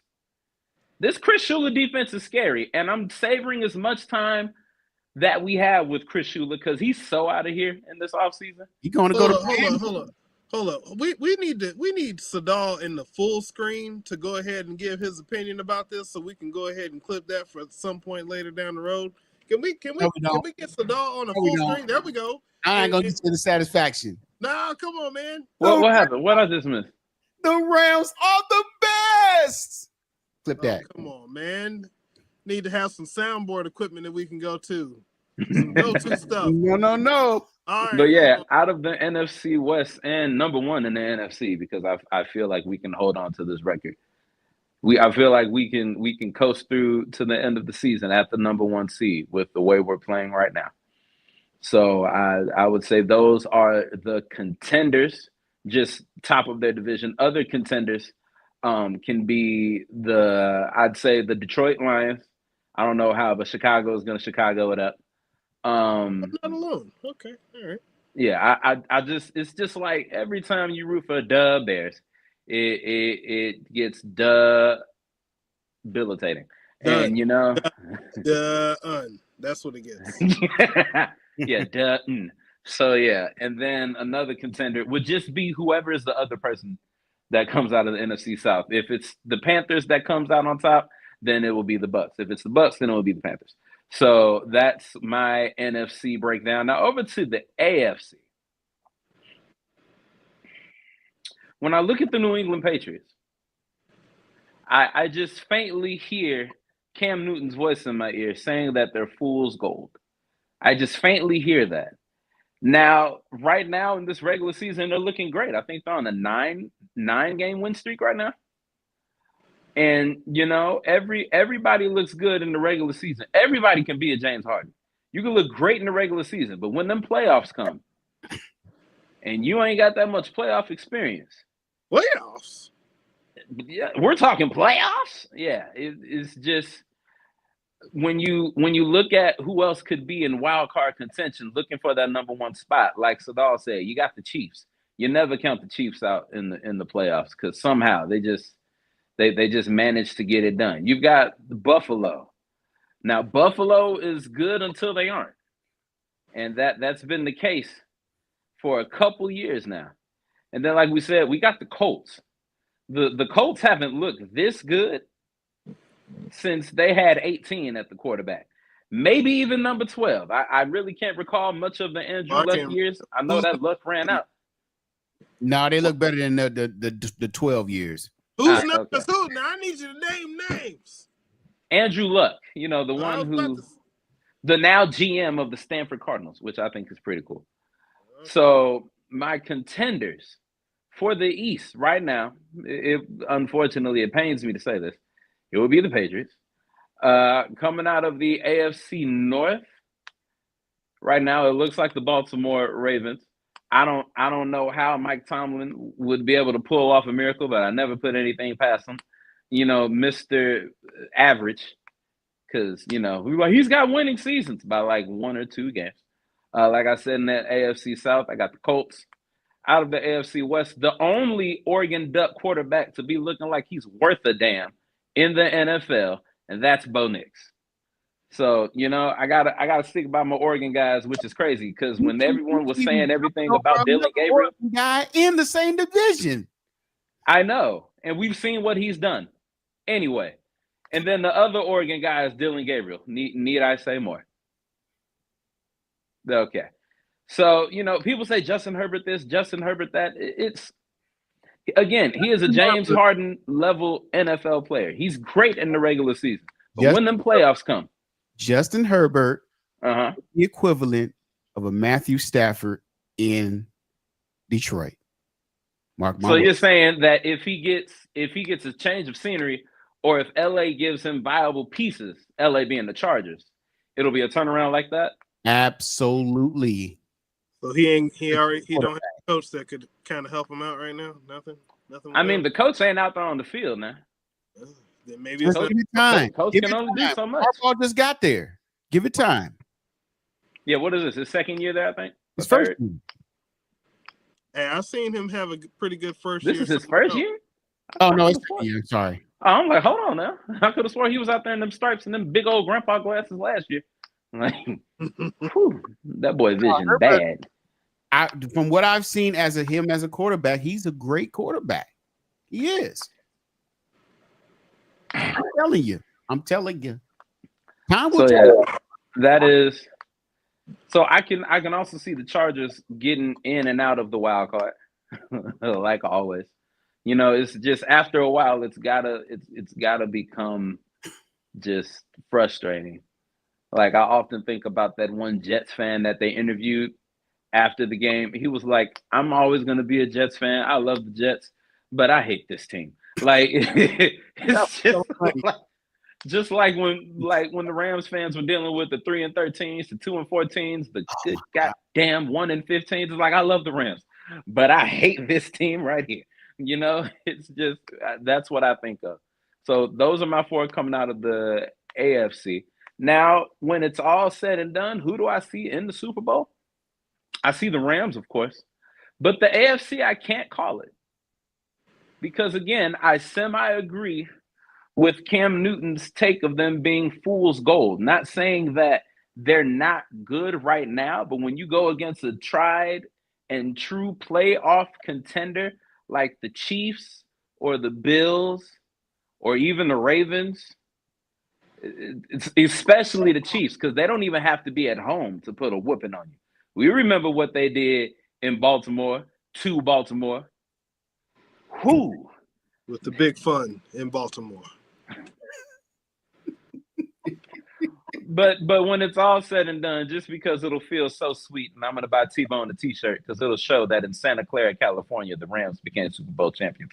So that's what I'm looking forward to. So those are our contenders and pretenders going into Week 13. Now there's a group of players.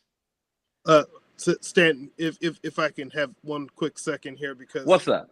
I have someone to my right here who says he's a sports fan, although I never see him watch games. But he wants to make his platform sports talk show. Oh, now, snap. Platform sports talk show, Craig, not platinum. He wants to make his debut. Please give it up for RJ. Randall. Oh, it's Randall. He wants to go by Randall. He wants to be Randall today. He said, "Father, I am grown. I have matriculated." There's the camera. You can see them. Do you have some sports takes you'd like to get off right now? Yes. Oh, what do you want to say about sports? I need to go. No, we can't go there. We're going to talk right there. The camera's right there. You see that green light right there? Right, it's right there. What do we have to say? Who's your favorite baseball team, sir? Ozzie Smith. Ozzie Smith, huh? Oh, okay, yes. I'm Oh, excuse me. Yes, go ahead. Do you know what my name is? We're talking sports right now. If we're not talking sports, then I'm gonna have to ask you to go, do some music. So, sports. What's your favorite baseball team, sir? Ozzie Smith is a person. What's your favorite baseball team? With a bat, red bat, red. They wear red. Cardinals. There you go. Okay, you like the Cardinals. Do you play? Have you played any sports, sir? What sport? The camera's right there. What sports have you played?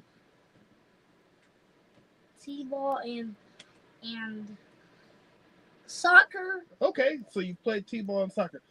Now let me ask you, what was it that made you like sports? What got you into sports? Watching. Okay. Sir, okay. All for the he's all for the city. I don't know if you can see it. All for the city. He likes soccer. Yeah. All right. See? Now, is there anything else that you'd like to say about sports real quick? Do you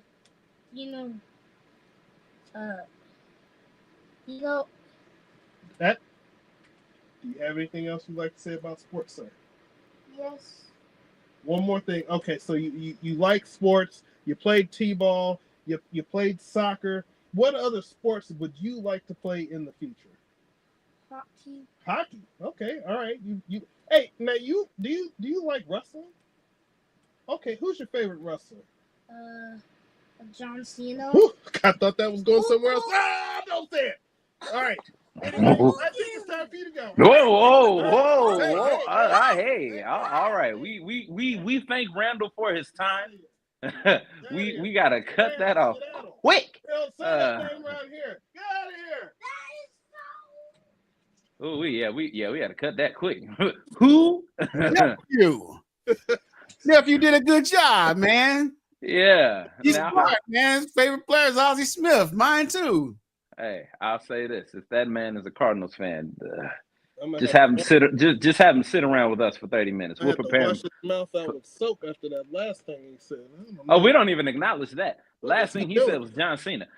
He said John Cena. I'm like, okay. I thought. Yeah, I heard John Cena. I didn't see him, but I heard him. What did he say? Don't worry about it.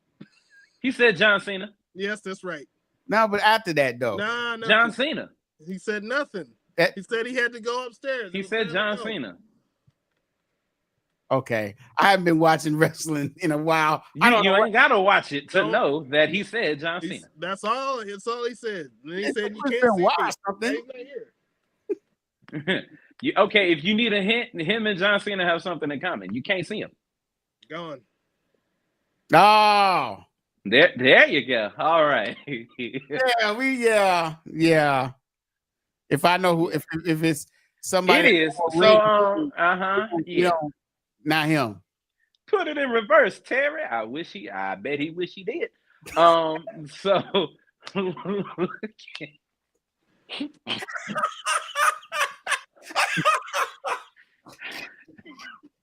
Anyway, we gonna get back. We were just talking about the NFL. Hopefully, his football team is a good one and not one that he's never seen win something worth a damn. But let's get to the college football. I mean, I guess we'll see it when you bust out them tapes. Right now, as you see, this is the picture for the college football playoffs. You see a lot of teams that really don't mean nothing, but then you see some teams right here. If the season were to end right now and the playoffs were to be underway, you see the 1, 2, 3, 4, 5, 6, 7, 8, 9, 10, 11, 12 teams right there. You've got Tulane. Holy hell, what a season they're having. Now you got Texas Tech. That will be one of the games in the first round. Another game will be Notre Dame versus Oklahoma. That will be another game in the first round. A game that catches my eye off rip would be the Miami Hurricanes versus the Oregon Ducks. Now, Ducks do well in hurricanes, they survive. I got 6 of them. And then the last game in that first round will be Alabama against Ole Miss. Now, the top 4 teams, as it stands right now, are in no particular order: Georgia, Ohio State, Texas A&M, and Indiana. So that's what it would look like right now if the season were to just end and say, on with the playoffs. So looking at this, what do you guys, or who should I say, do you guys believe could be the favorite to win the whole thing? Just not based off of ranking, but just the favorite based off of their overall performance this season. And then on top of that, who do you think will be a dark horse to win the whole dang on thing? Sadar, what say ye, since you are the college football aficionado? Because we all know that college football is... Go ahead. Oh, okay. Well, there's one team that's not on this bracket that may very well make it, especially over Tulane, and that is Vanderbilt. Mm-hmm. Vanderbilt is having an incredible season right now, man. And you know, Diego Pavia, he is leading that basically, single-handedly leading that team all the way, man. And I can see them making the playoffs and going far in the tournament, man. Will they beat the top 4? No. I think we'll see a repeat on our hands, man. I think Ohio State's gonna go all the way on this one. Really? Yeah. The first round here, it's a toss-up, really, man. A lot of these teams that you see in the first round right here as it stands, they're not gonna be there. Tulane's one of them. Mm-hmm. Texas Tech, I don't really see. They're 5, but I really don't. They might make it just because they're 5, but I see Miami over them, really. Oregon over them. Ole Miss is pretty good. If they can just overcome, just being offense heavy, and their coach potentially leaving the team to go to LSU. Maybe they'll make it. But yeah, I don't really have much opinions on this, but other than I see the Commodores of Vanderbilt getting in that tournament and Ohio State winning it all. Oh, so you see them getting in the tournament, just speeding past everybody else like zoom. Oh, well, it's going to be easy with Tulane. I mean, it's Tulane, man. It's Tulane. They'll get over there. It's Tulane, man. You missed my Commodore reference. Dang it. All right. Yeah, I know. You fly far away from here. I know. Yeah, I know. All right. I have nothing to say. Y'all know me. It's Oregon versus everybody. Oregon over everything. So that's my dark horse and my expected to win as well. So T-Bone, what do you say? Yeah.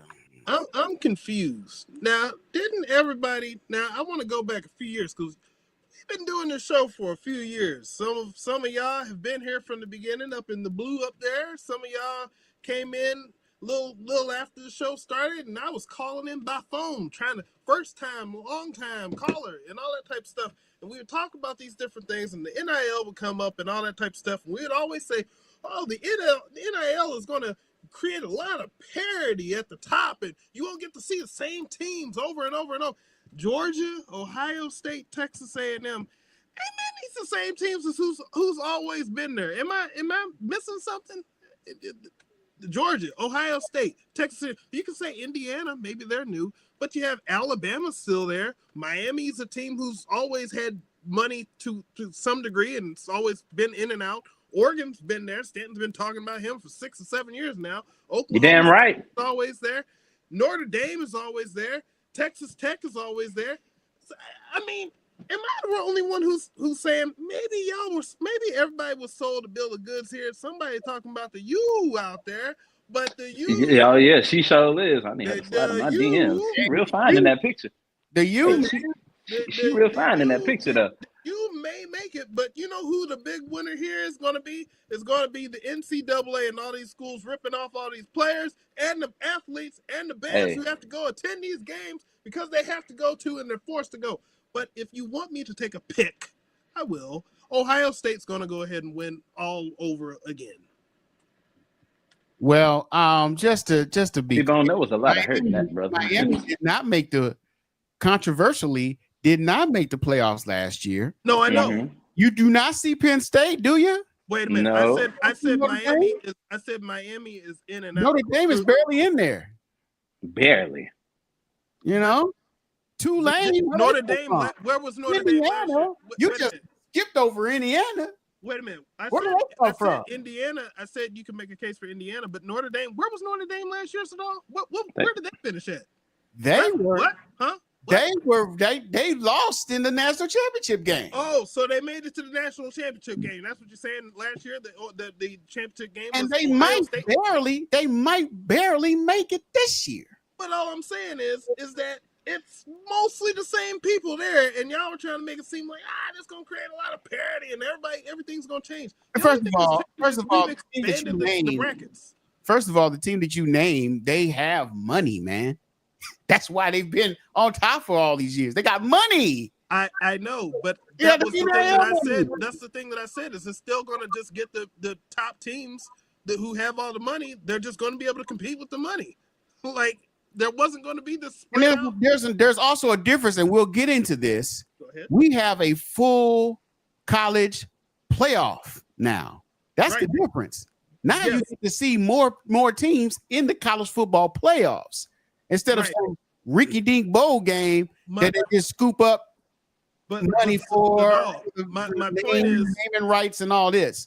My point is that while everybody was looking over here at the athletes can get money now, nobody's looking over here at hey, we're gonna make even more money by expanding these playoffs and making these kids have to go and do more and more stuff to get the money. And I'm not talking about the football players who are already covered with full scholarships. I'm talking about the band members who don't, and other people, not just band members, but the other people who they're not getting additional compensation for going to this stuff. I mean, do they not get like little travel voucher stuff? You're not making it any better, Stanton. Do people in jail not get food? They get food in jail. I mean, that's not saying much. They have to feed you. I mean, criminals versus college students is a crazy comparison. We gotta take care of the bands. I agree with you, man.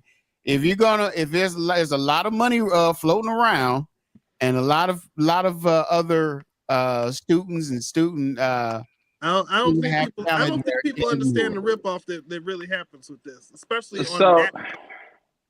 But I mean, you can't make everybody happy, man. At the end of the day, man, even if you pay the band, then there's gonna be some other group of people that's like, hey, what about us? What about the us? hot dog? The hot dog. What about the biology department in this school? You know, what about I'm saying the hot dog vendors make more on a Saturday than the band members wind up making. Well, to be fair, the hot dog vendors are separately contracted entities. No, let me stop. But to your point, I do believe that the bands should get paid more. But I've been declining on saying this, or just get paid, period. But let's look at what the draw is at these schools real quick. Do you know what's common with all these schools on here that have all these NIL deals and the players are getting paid? When the people show up on Saturdays, they're not staying in their seats to hear PWI bands. You got to think about the bands you're looking for. These bands ain't it. Now wait a minute. You might want to look at Ohio State a little bit differently, because I know I can point to them as one where that may not be the case that you may think it is. Because people go to see. People go to see the eye. Ooh, well, here's the thing, Sadal. The fact that you even know what that is should tell you that maybe that is a bigger deal than you think it is. So I'll say this: I've never seen the PWI have a band classic. Right. I've never seen people stay. I've never seen a fifth quarter at a PWI game. I've never seen that. But if you were to put HBCU band level talent, we ain't talk about the football team in Southern Grambling. I'm not. I mean, well, to be fair, wait a minute. See, you disrespectful. I'm just saying. It's like, like if you can. We're part of the problem. Football teams. Part of the problem here. This is no. We're realizing that the agendas are different on both sides. Yes. Like the HBCUs, unfortunately, don't get those big players to make people want to come and stay for the football game. Listen, right? Haven't seen that since Shedeur Sanders at Jackson State. Name me somebody besides Shedeur. We're going into territory that's not even the root of the argument. The root of the argument doesn't have to be, am I the primary draw to be able to receive some fair compensation? The point is, if you go to work, you work. And you should be able to be paid at least a minimum wage. According to the FLSA, the Fair Labor Standards Act, you should be entitled to minimum wage for what you do at a minimum. And if you're someone who they recruit because you have some type of skill to do something, I don't think that you're the minimum wage person like the hot dog vendor who could be trained that day to give hot dogs versus someone who has to be trained to do an instrument who takes months and years to learn that skill. And then to say, well, because you're not the primary draw, you shouldn't be getting paid at all. We should just be able to just, have you do everything and not pay you. That doesn't make any sense. I'm not trying to derail the show, but that's always going to be something that's going to come up when we're talking about college bands. Sorry. So my thing is, when it comes to the PWIs, the record, cranking in, I agree with you. Yeah, I mean, I want to see them get paid. But when you can do a PWI band the same way you can do a line in a factory, and you could just replace them with robots, i.e. a DJ and some piped in sounds. You could do that at HBCU too. The ticket sales would go down. Like I said, they're there for the band. They don't give a damn about the football game. Okay, well, let me ask you a question. With that logic, why do you think that they have the bands and don't just go to a DJ like an NFL team does at those PWI schools? Because then it would cost them a lot less money. I'll tell you that. I mean, it would cut out a whole tradition. The tradition, and then on top of that, that'd be a large segment of the students. Tradition, like how in NCAA football players they're amateurs. That's their tradition, right? That's their tradition. So yeah.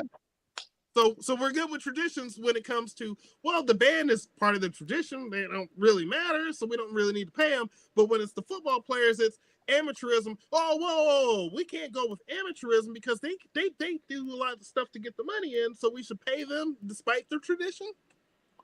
Make that make sense. I think they also factor into like the what is that? I'm trying to think of the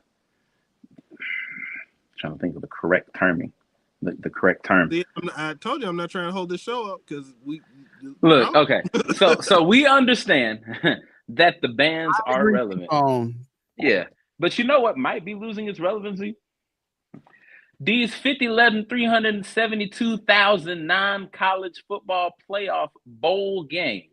I'm talking the Cheez-It Bowl, the Alamo Bowl, the Tostitos Bowl, the Pop-Tart Bowl, the Chick-fil-A Bowl, the All-State Bowl, the State Farm Bowl, the Bowl Makers Bowl. Right. The Whoop-de-Doo Bowl.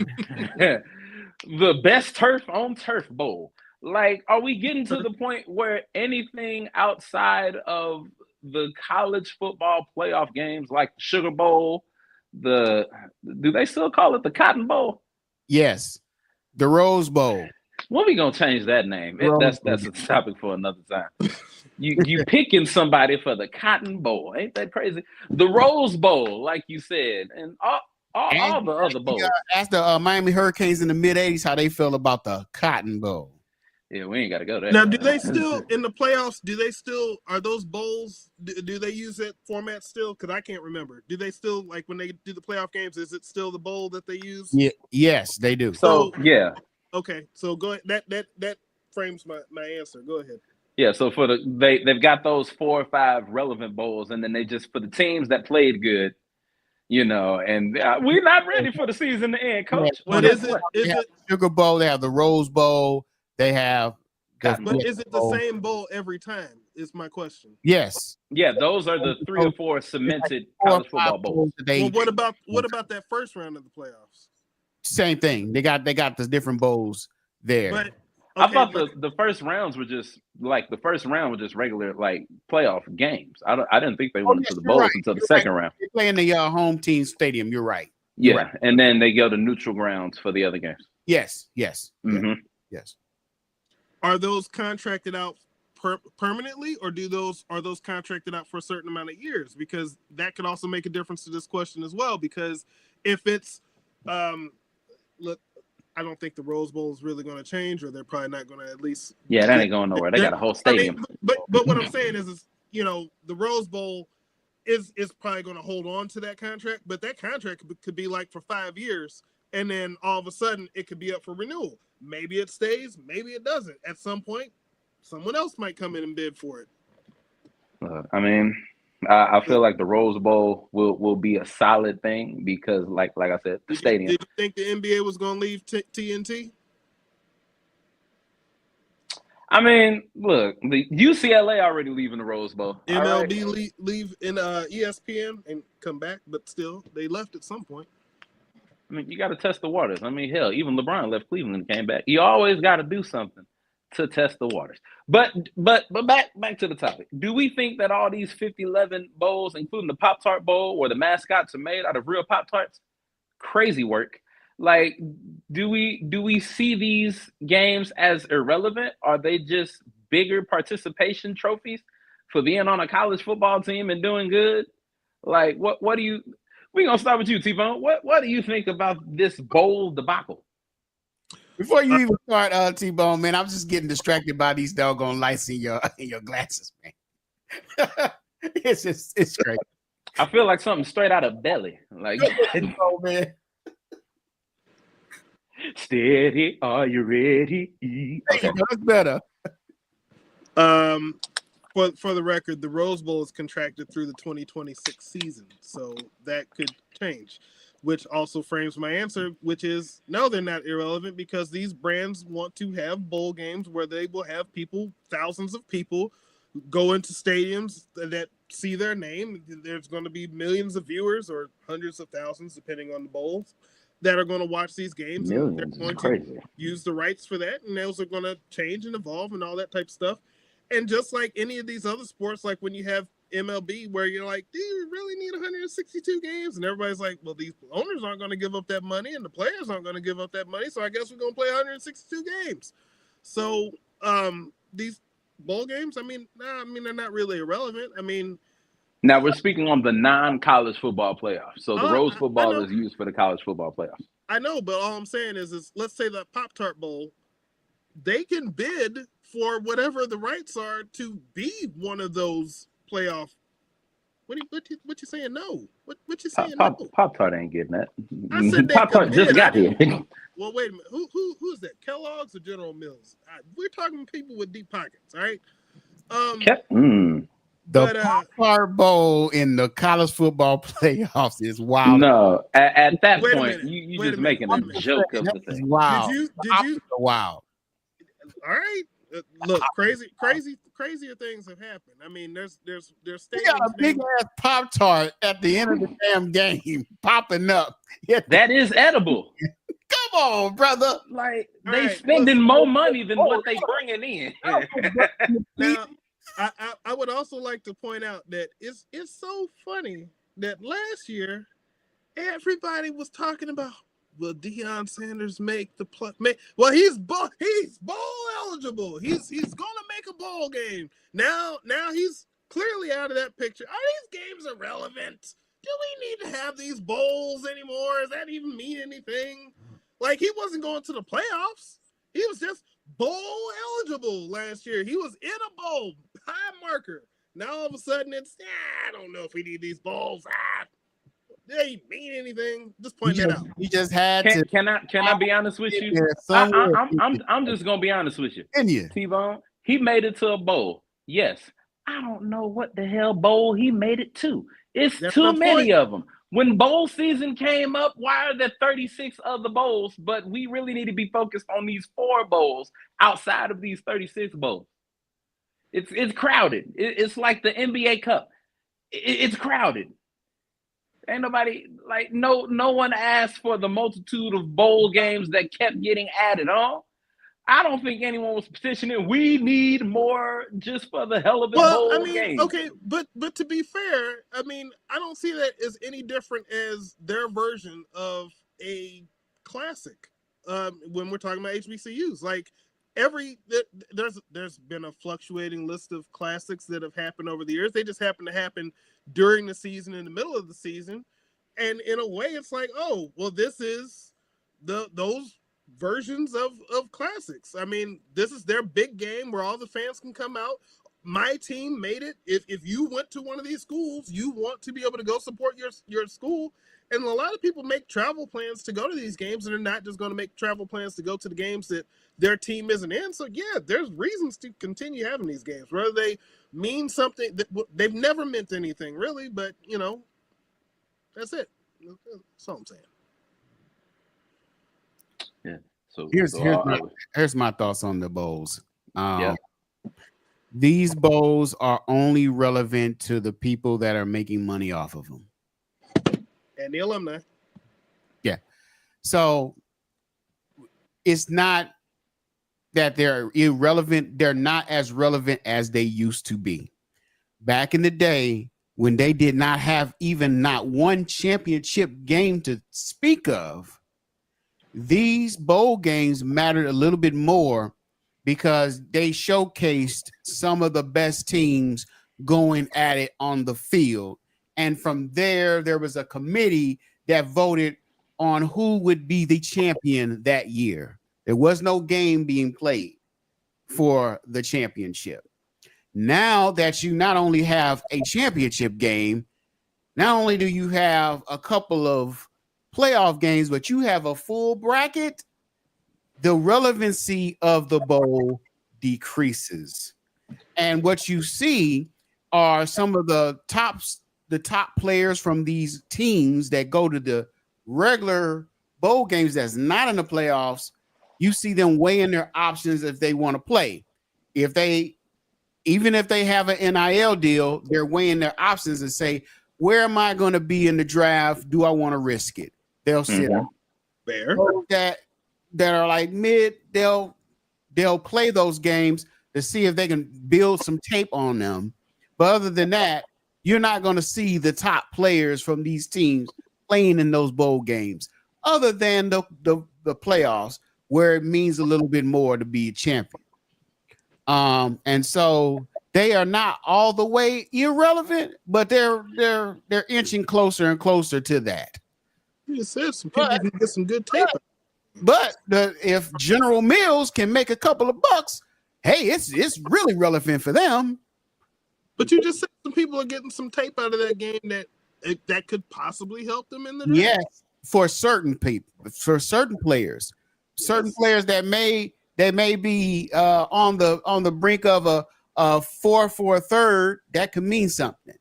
If you are a first round projected prospect is not going to play in the Power Bowl. I never knew you to be so elite in your life, where you're like, look, the first round players are taken care of. What do we need to get film on these fourth round draft picks? Who cares where they go? I didn't say all of that. To make it, but who cares about them? It's all about number one or Deion Sanders if he can possibly make a bowl.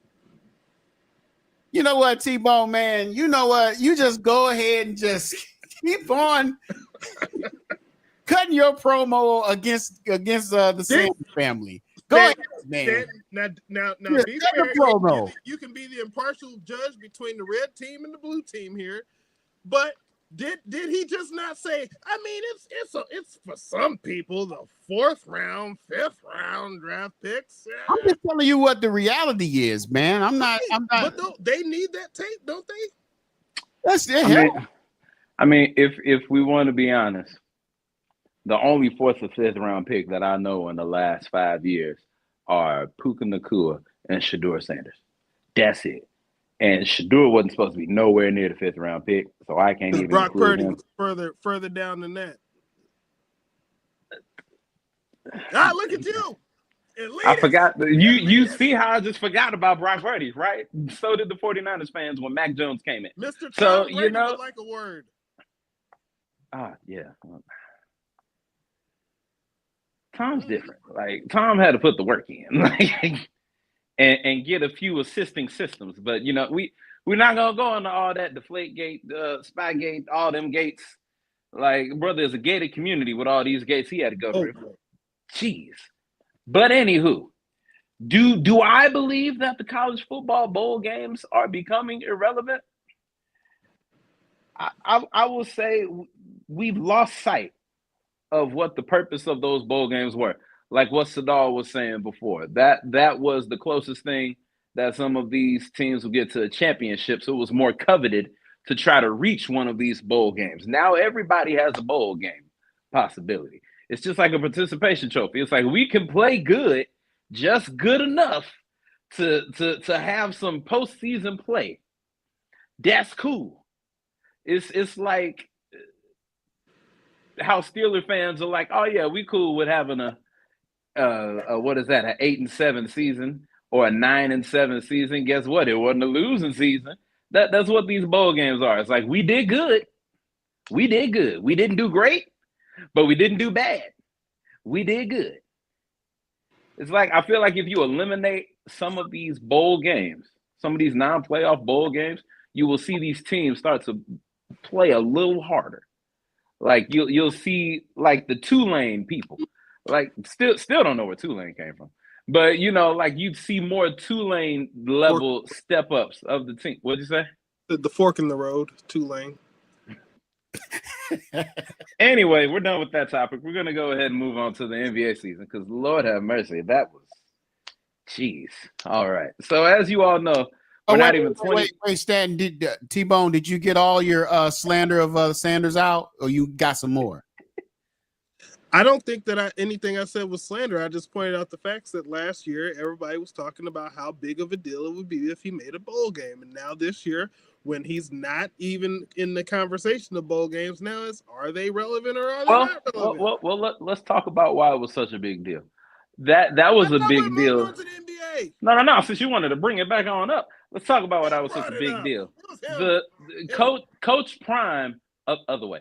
Coach Prime was like they wanted to get to a bowl game for what was it, Miss Peggy?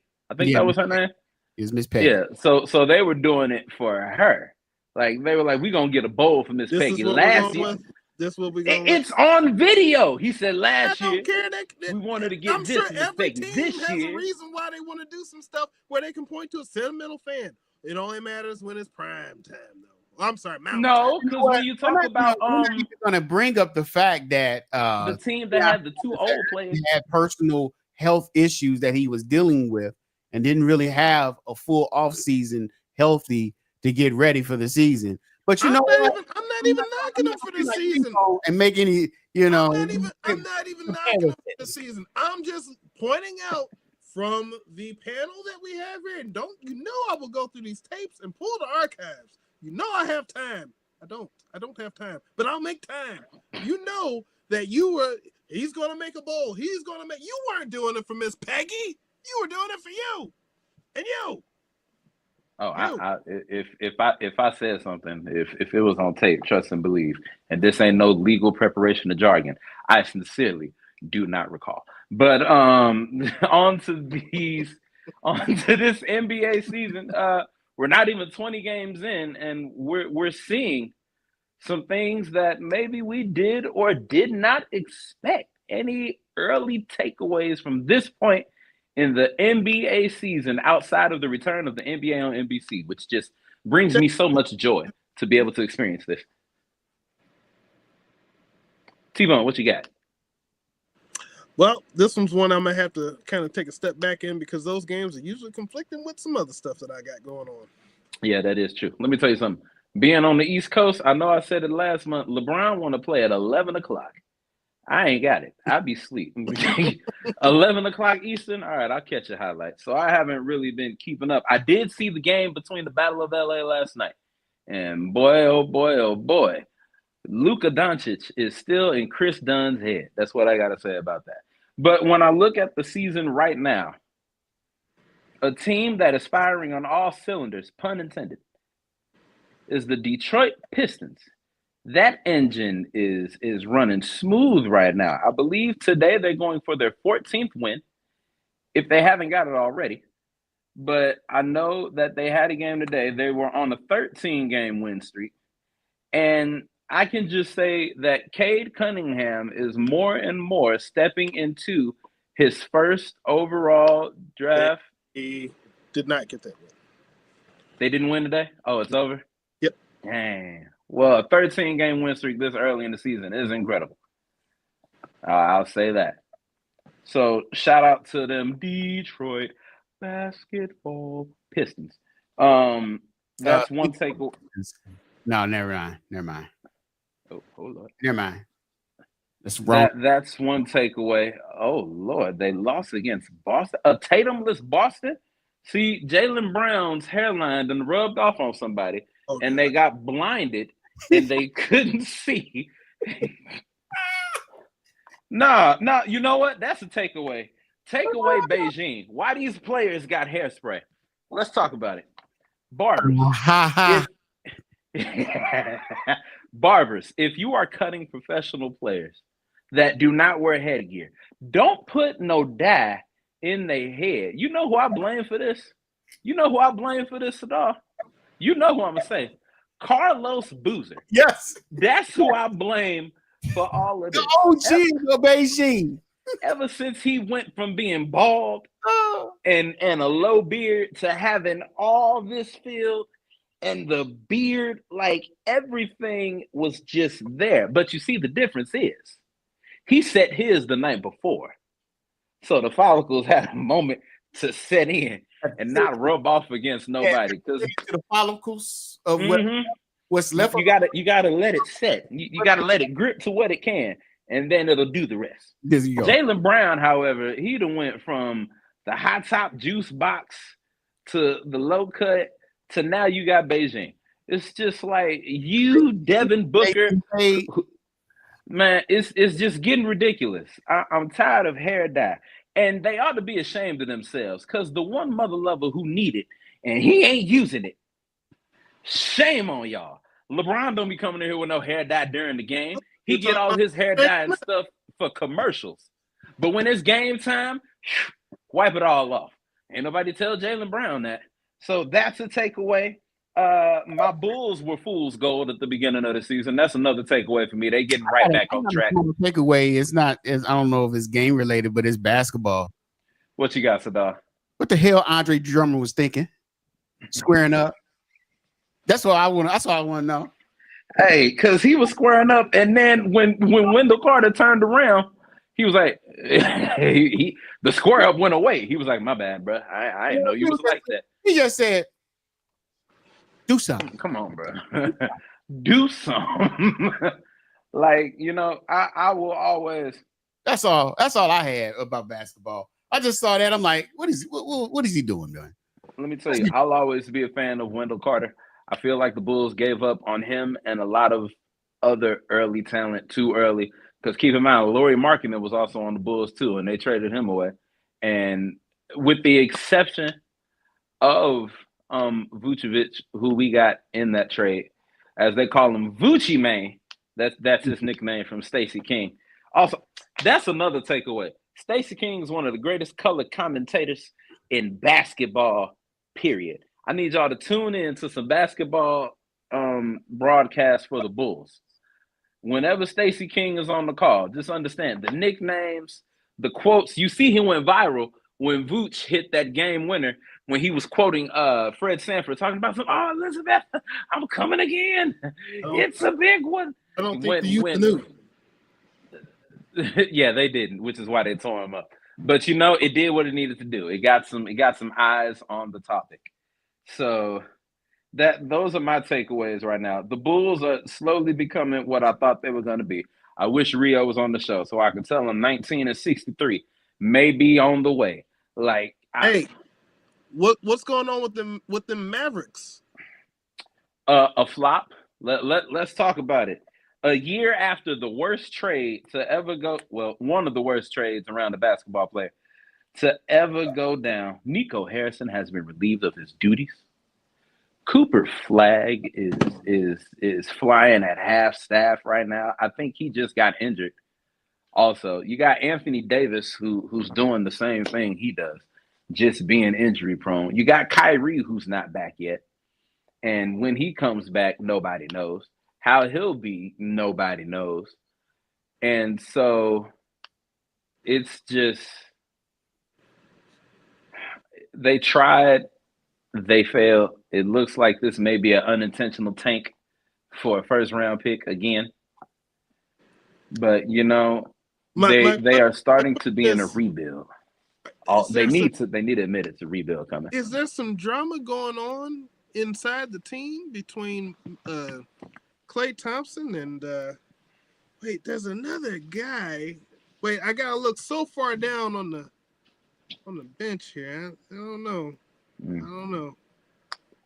My thing is, when you're Klay Thompson of 2025 and not Klay Thompson of 2015, 2016, 2017, when you were going in and being a killer in games. Granted, he's dealt with injuries. Not everybody bounces back the same. But you have to accept who you are, right? You getting upset because Ja Morant called you a bum. And let's face it, averaging 8 points a game as a, 3-time NBA champion, 4-time NBA champion? That's bummish. That's bummish. 8 points and you are were one half of the Splash Brothers. 8 points. When the highest level of success you have right now in your career is dating Megan Thee Stallion, yeah, we got to talk about it. You got to put them fries in the bag, buddy. But hasn't he gone through some injuries himself, though? He has. Even when he went through those injuries and came back and helped to win that championship, he was doing better than he is now. He's also older. I mean, doesn't that not factor into things? Not for everybody. Ain't him and Steph in the same age range? I think is he like a year? I mean, but again, 1 year. So Steph's had injuries. Steph sat out for a majority of a season with injuries and came back. Steph Curry. Klay Thompson sat out and came back. Klay Thompson, legal assistant. Klay Thompson, something else. Just I would hate to see you on a workers' comp panel. Like, look, they all get injured. I mean, what are you coming back 6 weeks later for? Everybody gets injured. Yeah, injuries are injuries. Who cares? I don't care if that bone is still broken. Heal it. Heal it now. I mean, I'm gonna say, like, he's not filing a workman's comp claim in the NBA. No, I'm just making the point of you act like all injuries are created equal. They're not. They're not. If it's a regular average Joe type worker, and he gets a workman's comp. Oh no, you make sure that you are healed, and more importantly, you make sure you get your money. Like you make sure, okay? But these players All here the for your coin you can entertainment. Now you better go out and score that ball. They're not here for my entertainment. They signed a legal binding paper called a contract. You've heard of those, right? Yeah. Yeah, rain, sleet, hail, or snow. You got to be ready to go. And when those doctors clear you, there are no excuses. But you know what? Those unions, workers signs contracts as well. And if they get hurt, trust me, they're going to get their money. Yeah. Yeah, Well, but you know that's some like a guarantees separate happen, department. some It's guarantees like don't. But yeah, the thing. Ask Brandon Ayuk right now. You know, I think I don't think Brandon Ayuk's gonna be with you all any longer. That much longer. I don't know. Gone. Everybody else hurt. He said, "Okay, Debo gone. Shoot, go ahead, Brandon. We can get him out of here." But yeah, back to the NBA. See T-Bone trying to cross topic here. Anywho, those are my takeaways right now. My other takeaway on a broadcast level: Shaq, Kenny, Ernie, and Chuck understood the assignment. That when you are going to a network like ESPN and you got to battle with people who've been doing this long before they assemble job, and I love the trash talking. I love it. Shaq don't give a damn. Charles don't give a damn. Kenny done became such a damn company man. It's ridiculous. He been on everything. It's crazy. But I'm loving the Inside the NBA on ESPN. They haven't lost a step. Shout out to the NBA on NBC. That is a interesting panel. Will Carmelo Anthony ever wear a suit on broadcast? Nope. Sources say hell no. I got a question. You gonna shout out that big giant Popeyes logo in the back of that studio? it is just back there audacious. Because you know, and I'm crazy because you know there's all black folks in there, and they got the big Popeyes sitting right there behind. Somebody in well, all black folk and Ernie. Well, Ernie is black by association at this point. Yeah. Someone was in there in the marketing meeting, like, listen, guys, this is a sensitive subject here. I mean, we're going to bring Popeyes in. We're going to make them our sponsor. They paid a lot of money. They're going to be our lead sponsor on the show. Now, we got two ways we can play this. We can play to where it's barely noticeable, but we still see the product. Or, now, hear me out. Famous we can plaster it in all orange for everybody to see. Big bright colors. Might as well have some flashing letters out there. Popeyes. Hey, you want to talk about flashing letters? Hold on.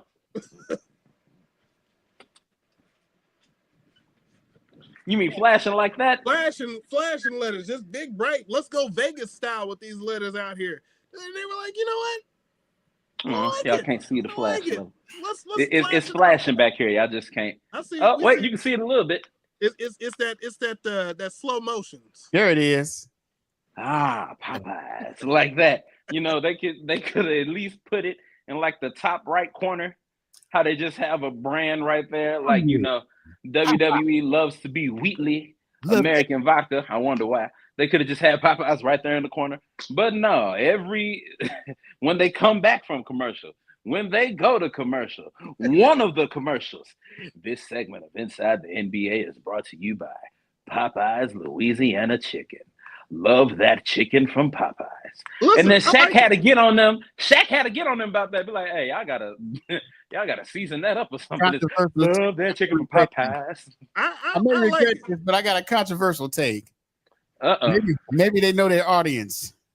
I mean, look, let's end the stigma. You know what I'm saying? Let's cut the stigma out. That should be their campaign. Popeyes.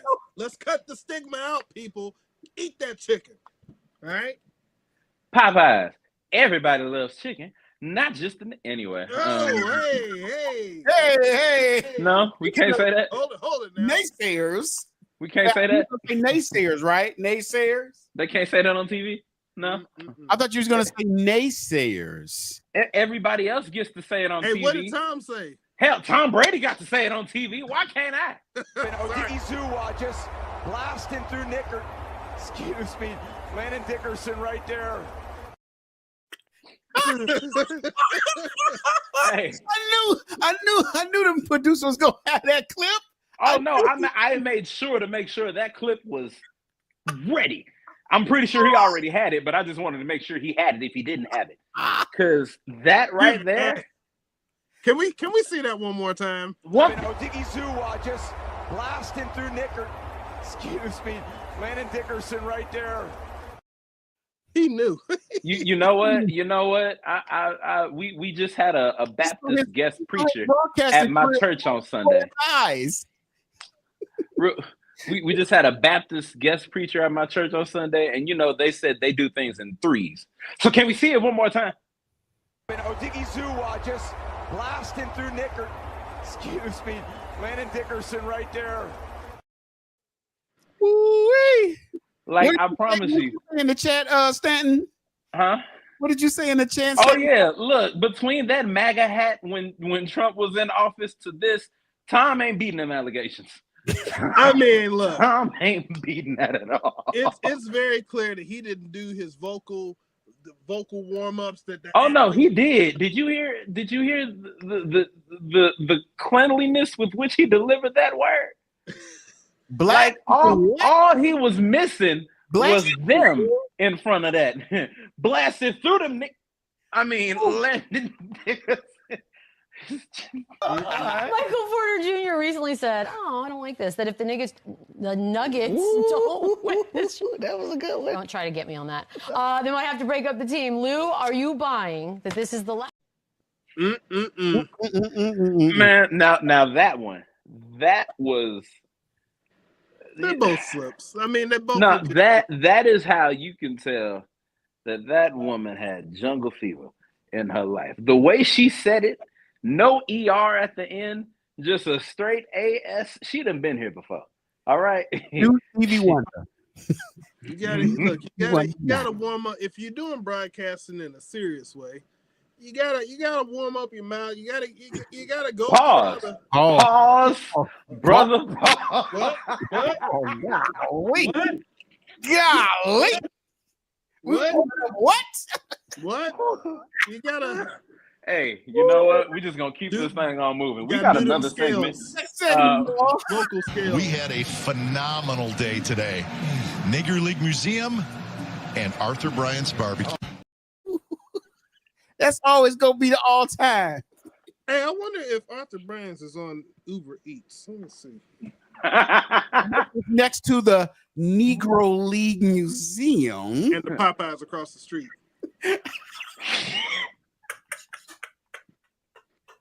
No, you know what's worse than a Popeyes being across the street from the Negro League Museum? A Bojangles. Oh wow! Pretty good mashed potatoes. Can't lie. Hey, good biscuits too, boy. They breakfast. My goodness. Listen, you see what you done here? This is not sponsored by has officially gone off the deep end. We always go off the rails. That's why we the best show out of the network. You see it at the top where anything can go down.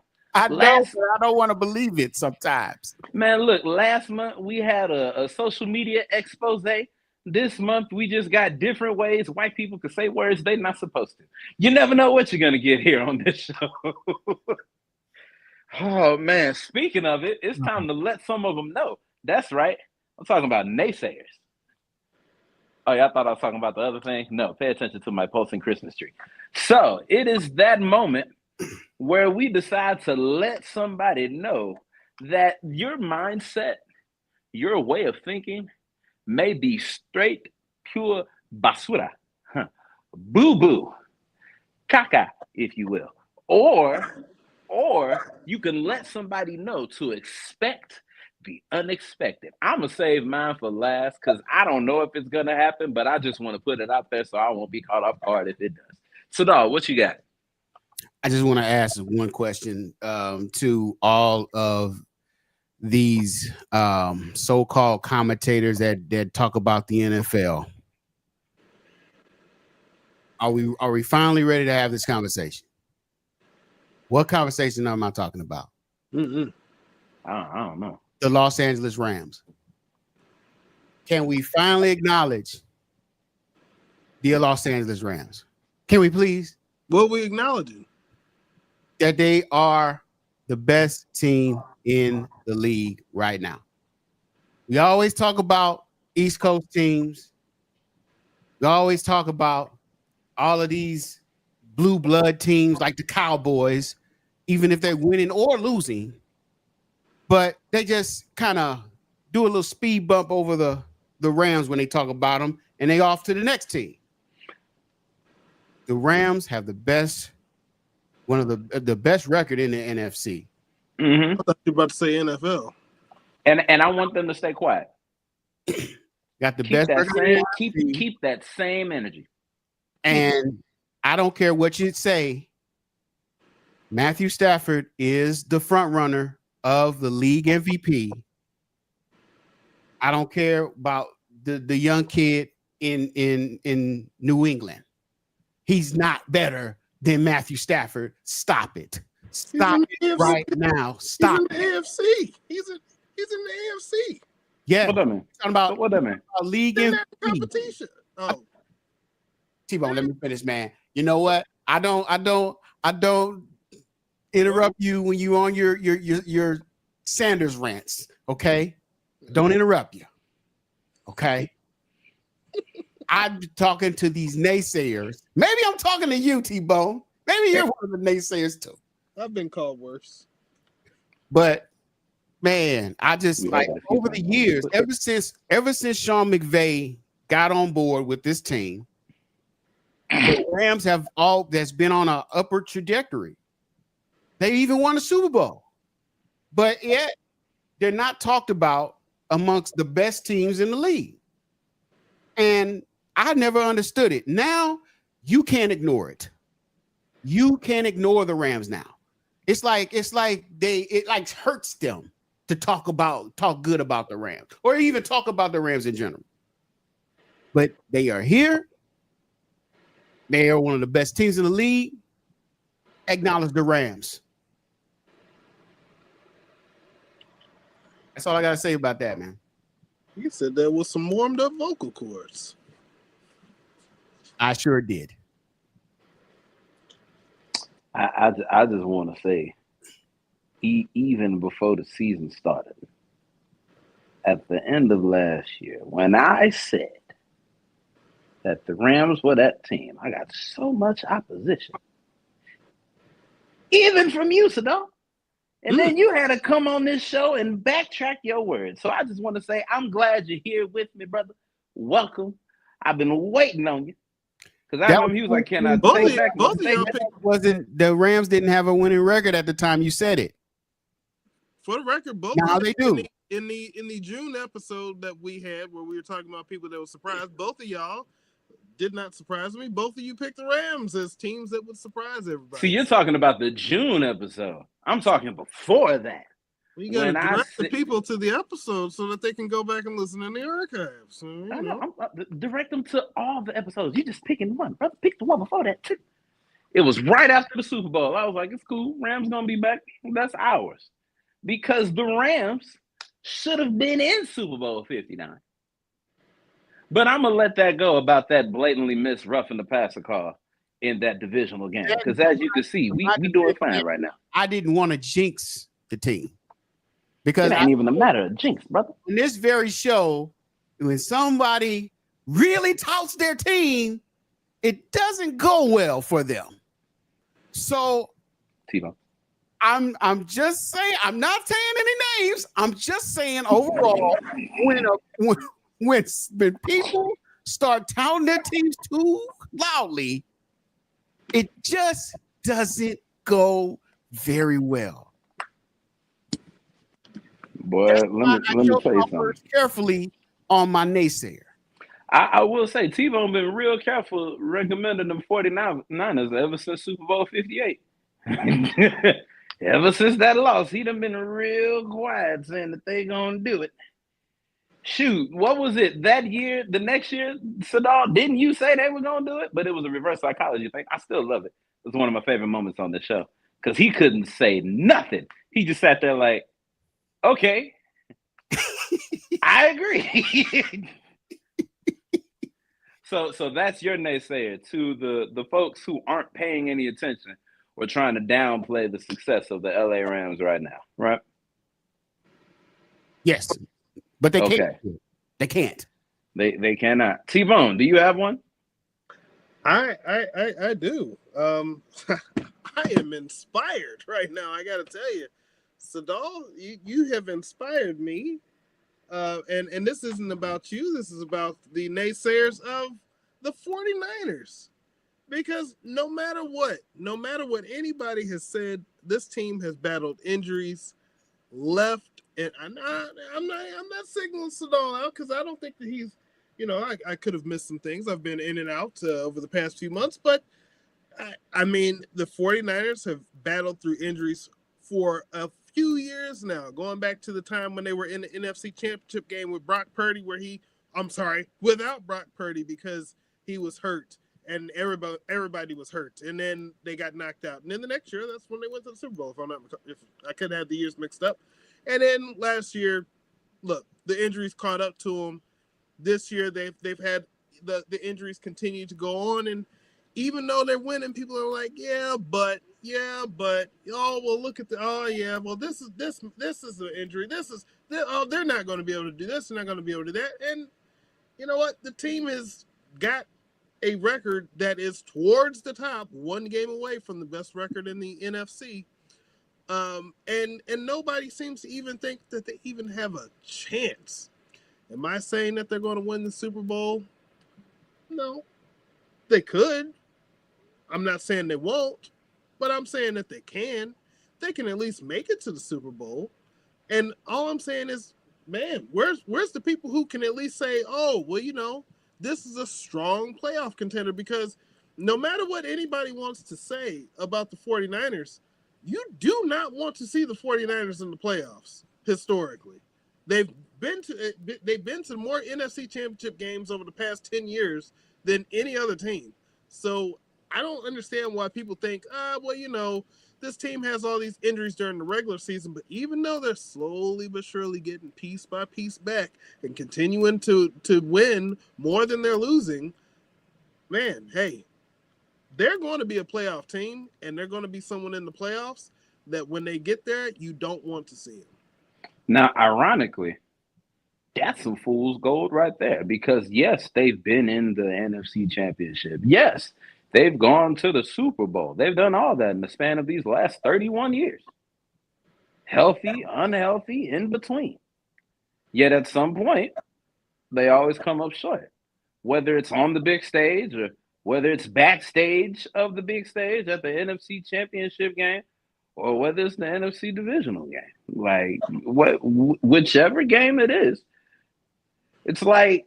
You can say that, but at the end of the day, there's only about 5 or 6 teams besides the 49ers that have won those Super Bowls, and nobody else can say anything else. There's a lot of other teams out there that would rather be in our spot than some of the other spots out there. I like how he said 5 or 6, and it's been 30 years. Y'all are neck and neck. It's like y'all are trying to...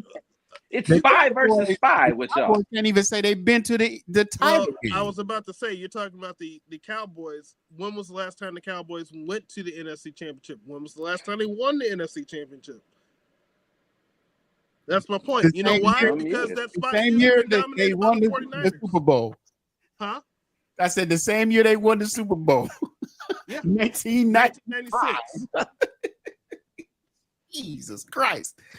Yeah, I mean, y'all won the Super Bowl. I wouldn't call it 49er naysayers. It's I'm just not like... going to take the Super Bowl away from y'all, but to act like, oh, they've made it to the NFC Championship game and several Super Bowls? Come on now. You know what you sound like? The NFC version of the Buffalo Bills. We've made it again and again and again and again. And wait a minute though. Are the Bills not a celebrated team? Is this not seen as a failure, what they're doing right now, compared to what the expectations are? The expectations are this to be one of the best teams out there, right? Even the Bengals are always touted as, oh, can't wait to see what the Bengals are going to do this year. And the Bengals have been trashed for the past 3 or 4 years since they went to that Super Bowl. It's a lot of Detroit Matthew Stafford situations going around. Good quarterbacks, bad teams. I mean, a lot of that going around. The Bengals are one of them. Wait a minute. Bills are one of them. The Bengals quarterback is a good quarterback, but I have to ask you a question. When it comes to the NFL, do they not always say the best ability is what? Availability. And where has he been? On the sideline for a long time. And you see the difference between when he's there and when he's not. Okay, but at some point you have to ask when he's there, you get a Super Bowl contention. Is he going to make it a season? Look, we'll how many years has the Bengals I'm just pointing out something because we're talking about two teams that have dealt with injuries. Between the Bengals and the 49ers, both these quarterbacks have had different injuries at different points, right? But why is it that even with the Bengals, everybody's like, oh yeah, no, we got to see what the Bengals are going to do. The Bengals are they're playoff contenders, they're champions. And where are the Bengals right now? I'd say it's because it's a talent-proven quarterback when you get to the new Mr. Irrelevant of Brock Purdy. Because he performed in that, let's be honest, they're going off of Wait a minute. What did he do that Brock Purdy didn't do? Did he win a Super Bowl? No. Oh, okay. But he got drafted higher. That's what he did. Right. He got drafted which is why they're touting him so high. He's been in the league 5 years. 3 of them have been injury-ridden. It's a bad look. But hey, injuries are a part of the game. But my it's a point bad is, look. Why is it the Bengals are always viewed as, oh, look at what they could do, and the 49ers, well, they don't even talk about them even making the playoffs most of the time. It's just like, we'll see about the 49ers. Yeah, fools go blah, blah, blah. But when we're talking about the Bengals, Lamar Jackson gets touted. And what's Lamar Jackson done that Brock Purdy hasn't done? I mean, more AFC championships. No. That's not true. It's not true at all. Oh, no, they went through the Chiefs. That's right. I was about to say, who did the Bengals? The Chiefs. Yeah, that's that game. Yeah, Lamar hasn't won that. Lamar hasn't been to a title game. Didn't they go to a championship game? He just went against the Chiefs. What are you talking about? But that's the only one. Very true. Very true. You know, see? But they're just, but you know why they tout these teams higher? Because of who their leader is. Like, yeah, they're not performing in the playoffs, but they're a more guaranteed draw, with the exception of Burrow, in the regular season. A more guaranteed draw? What? But let me tell you something. People ain't lining up, fanning out over Brock Purdy. Please stop it. You are Purdy delusional at this point. Wait a minute. The 49ers, when you say a draw, you mean, attendance-wise or viewership-wise? What are we talking about here? Both. You can go for both. I know more people tuning in to watch the Ravens and their quarterback, the Bills and Josh Allen. More people tuning in to see them than they are tuning in to see Brock Purdy. Mm-hmm. And what have those people done that Brock Purdy hasn't? My point is that's marketing. When we're talking about primetime games and stuff like that, that's marketing. That's how those teams get exposure like that. We want these people to be the face of the league, blah, blah, blah. Do you see Brock Purdy being the face of the league? Be honest with yourself, doesn't Timo. have to be. Lamar Jackson isn't the face of the league either. I mean, they try to make him. They've tried. They try to make him. Well, I wouldn't say they try to make him. His performances just happen to fall short. What? Like, now league MVP, he's gotten that. Josh Allen has gotten the league MVP. Mm-hmm. Patrick Mahomes has gotten the league MVP. Mm-hmm. I don't think Joe Burrow did. I know he was like an offensive player of the year, something like that. Player of the year. Yeah, he got that. And then, when it's just you got to have the hardware. I don't think Brock Purdy is going to You say you got to have the hardware. We literally just talked about none of these quarterbacks have anything else that he. I'm not talking Super Bowls. There's more hardware in the NFL than Super Bowl. They literally have awards to give out at the end of the season after the Super Bowl or before the Super Bowl, actually. Like, they give out other hardware. Like, there's other awards to win besides the Lombardi. There's the individual accolades, and then there's the team accolades. If I recall, the only reason that Brock Purdy didn't get Rookie of the Year is because he didn't play in enough games that first year to qualify to be Rookie of the Year. So are you saying if he did, that he would have been a contender? Yes. He would have won the Rookie of the Year. Now I'll give you that. So y'all gonna sit here and tell me that how many weeks did he play that first season? Like 6 or 7. Yeah. So he would have been like that all 7, 18, however many weeks it was. I don't Probably because of the team around him. I don't think they lost with him as a The team around him was so good. I mean, I give you credit for that. The team around him just has one glaring difference, and that's that Debo's gone. You mean to tell me Debo made that much of a difference? What are you talking about? Like Brock Purdy controls the offense. Decimated, man. Huh? The defense got decimated. Yeah, but Brock Purdy ain't on the defensive side. Like, they praise Myles Garrett as a great player, but the Browns are trash. Great defense, horrible overall team. Well, I'm going to let the naysayers know. The 49ers are not that team to just be ignored. The 49ers are a team that's going to go to the playoffs, and they're going to go deep into the playoffs. Now, we'll see what happens from there. I think people view the 49ers as a cry wolf situation. Like, they're going to do it all this year. And then they don't do it, and then it's just all these excuses instead of. I mean, when you go to the Super Bowl, it's pretty hard to say, you didn't do anything. Do we remember all the losers of the Super Bowls? Yes. You just named one of them, the Bills, 4 years in a row. And then you've got your 49ers. I'm a historian. What'd you say? I said I do it, but I don't count. I'm a football historian. Yeah, because I'm pretty sure you could go Bills 4 years, the Chargers. You have the Steelers that lost to the Cowboys after that, and then I could keep going, but I'm not. Oh. Did you just go all the way back to the 90s? What about the other 30-something years? I can go back there too. I'm talking about the other 30-something years. Like, y'all just said, I don't know about them, but I know the Bills. Vikings and lost. Vikings lost. You want to go Green Bay? In the 70s. Okay. That boy went all the way back to the 70s. Like, I can go that. I'm going. No, I was saying the 30 years from when you said the Cowboys won, like going forward, and you just went further back. I'm just like, no, that math wasn't there. That math wasn't there. Overshot the target. Okay. He said back in the 70s. All right.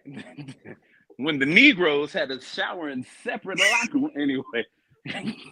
All right. My let a naysayer know moment. So as you all know, every offseason, there's some moves that are made that people just don't understand. And I'm not even talking about players. I'm talking about coaches. So I remember we talked about this last year, or not even last year, like a couple months back. That you said the Browns were going to win everything? Or sorry. I did say that. I did say that. And you know what? Let the naysayers know. I'm going to let them know. It ain't got nothing to do with the Browns.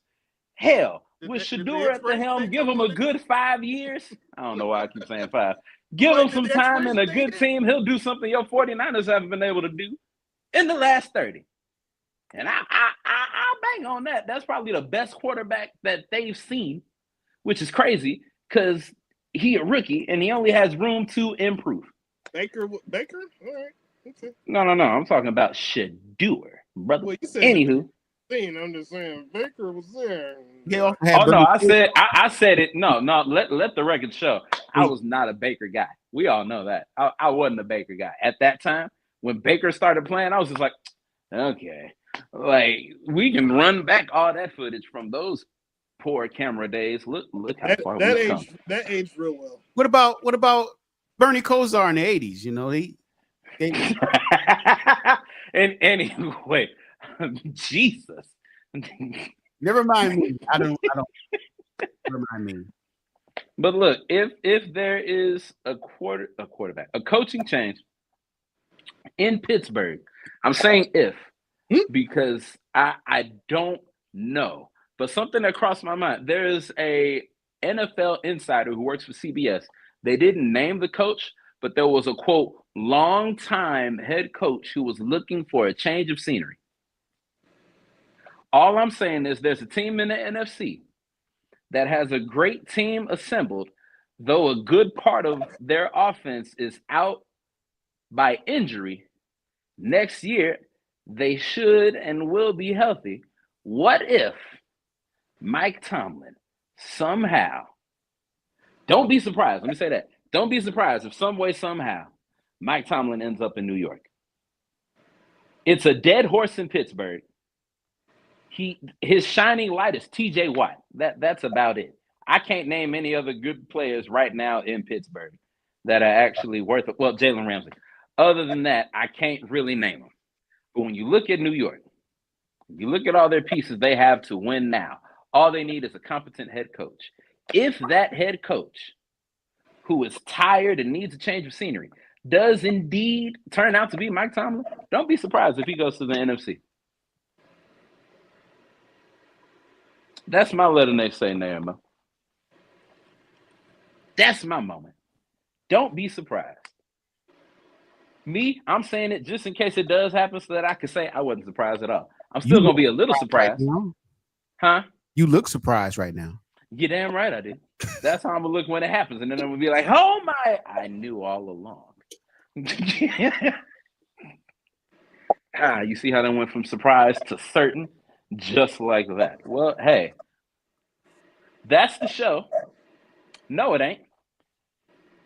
We got one more thing. As you all know, tomorrow is a day where we will gather around and be thankful for, if nothing else, the illustrious food and spread that has been provided for all of us. So I just want to take this opportunity to ask the fellas, starting with Sadal. Sadal, what are you thankful for this year? I'm thankful for just having good friends in my life and being on this show and with my good friends and doing this show right here. And for as long as we've done it, and the producer that's not here, not pictured. Yeah, I'm just with us in spirit. I mean, he's pretty much with us. Stanton, he's alive and well. He's behind the camera. Hey, the camera ain't on here. You know, he almost did what Smoooth did with Mr. Come on, man. No, that was worse. That boy, I'll never forgive. My heart's when that happened. Anyway, I'm thankful for all y'all, man. even though some of y'all get on my nerves sometimes. I know. No, he talking about you, T-Bone. He talking about you. No.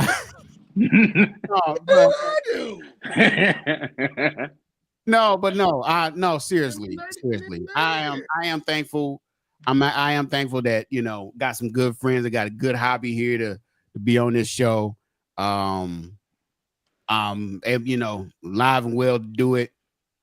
And thankful for all you all. Thankful for the fans of the show, Miss Williams. And yeah, man. A lot to be thankful for, man. I am truly blessed. T-Bone, what are you thankful for? Well, you know what? I'm thankful for a lot of stuff this past year. As a lot of people already know, I've had a lot of health challenges, and I am thankful to be upright, healthy, being able to eat some food coming Thanksgiving. I got a, well, you saw the little one over here that is always busy and keeping me occupied, and my wife, and also the brand new little one, the 1-year-old little one now, who's starting to eat his way around. And yeah, I am thankful for. I got a lot to be thankful for. I'm gonna be listing stuff all night long. I'm thankful to still be employed with the Platform Sports Talk Show after all my my leave of absences and sporadics and all that type of stuff. He kept me around. I am happy, and I don't have to say he's here in spirit. I know he's here on the other side of my Wi-Fi. But you know, I am thankful. I am thankful for life. Y'all don't understand. It's been a year. Man, look, I know that our HR person was definitely having a time filing all your FMLA paperwork. It's like, goodness. Had to get them extensions and the ADA and what I'll tell you. Hey, T-Bone, man, I'm thankful for that you have persevered through all of that too, man. I appreciate it, man. You know, y'all help keep me going. Every now and then when I can hop on those the things, and sometimes in the chats and all that, it helps keep me going. Oh yeah, and thankful to be finishing up my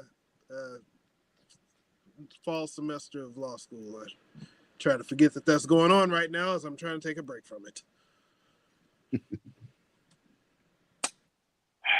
Man, I'm thankful for a lot of things. I am thankful for, of course, my family who has been so supportive in this transition to Atlanta. I am thankful for my friends who have also been so supportive. I'm thankful for these brothers that you all saw on screen today. I'm just thankful for the entire Platform Sports Talk Show network. Like when I look back at where I started and when I came into the fold, where we were then versus what we're doing now. Back then, you couldn't get all three of us via satellite. We would all have to be in the same room. I am thankful for the beginnings of this show. I'm thankful for the getaway into the TSC. I'm thankful for the transition. I'm thankful for the consistency. I'm definitely thankful for our producer, wherever he may be right now, with us physically. I said physically. I ain't say in spirit. With us physically on this side of the ground. I am thankful for my fine ass woman who is here with me. I'm thankful for her support in this move. And like, you know, we can be here 24/7, 365 days a year doing this show, but it wouldn't mean a thing without all of you, all of our viewers, all of our supporters, all of those who have been with us from day one. Some of our day ones have made the transition from the comments to the content, like T-Bone, like Annie, like Bunny. There are a lot of people like Miss Dove. She's had multiple appearances on the show. So it's good to see what your faith, consistency, and hard work can be rewarded with. When you stick to it, there's no limit to what you can do, right? I'm thankful for this bright, colorful ass Christmas tree behind me. I'm thankful to be here to celebrate another holiday season. I'm thankful for the upcoming 9 years. Crazy to say, the upcoming 9-year anniversary of the Platform Sports Talk Show and all its subsidiaries. I am just thankful. And last but certainly not least, I'm thankful for the beans, greens, the potatoes, the tomatoes, the whole spread that's going to be laid out on tomorrow. So please, when you go to your family's house, make sure that you pack your stretch pants.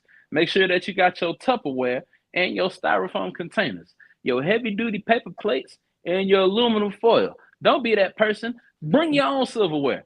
Bring your own plasticware. Don't make plates for people and dishes for people to do. Be considerate. If you ain't bringing nothing, don't leave nothing for them to do. But that's the show. And I'm back shocked and surprised. So guess what? On behalf of Rio, who couldn't make it on the show, but we definitely wish him well. Nothing's wrong. He's just out with family. To Craig, who forgot to go to the grocery store and had to do it today. Lord, we pray for him. And for Sadal, T-Bone, and our super producer, Smoooth, this has been another episode of The Man Cave, where anything can, will, and did go down. Now, make sure you tune in next week, December 3rd, for the first of our 2-show Super Show series. You know how it goes down. Every end of the year, we got to get everybody together. When you have that many uncontrollable variables in a supposedly controlled area, God knows what can go down. So make sure you tune in next Wednesday at 8 p.m. Eastern, 7 p.m. Central. You're going to have the ladies' night. You're going to have the man cave. Hell, I don't know what guest Smooth has lined up. He don't never tell us. So we just going to see who it is. But make sure you tune in on December 3rd. And then make sure, I believe you also tune back in on December 10th for the regular show. And then December 17th for part 2 of the Super Show. And then I believe that will wrap up the year. Like, because the next couple Wednesdays are the Eves. And let me tell you, I can't speak for myself, but there are 2 dope DJs on this panel. And I'm pretty sure that December 31st is already booked off. So we won't be here. But until then, we will see y'all next week as we take over Ladies' Night like we always do. No, I'm just playing. We'll see you next week for the Super Show. But this has been the Man Cave, where anything can go down.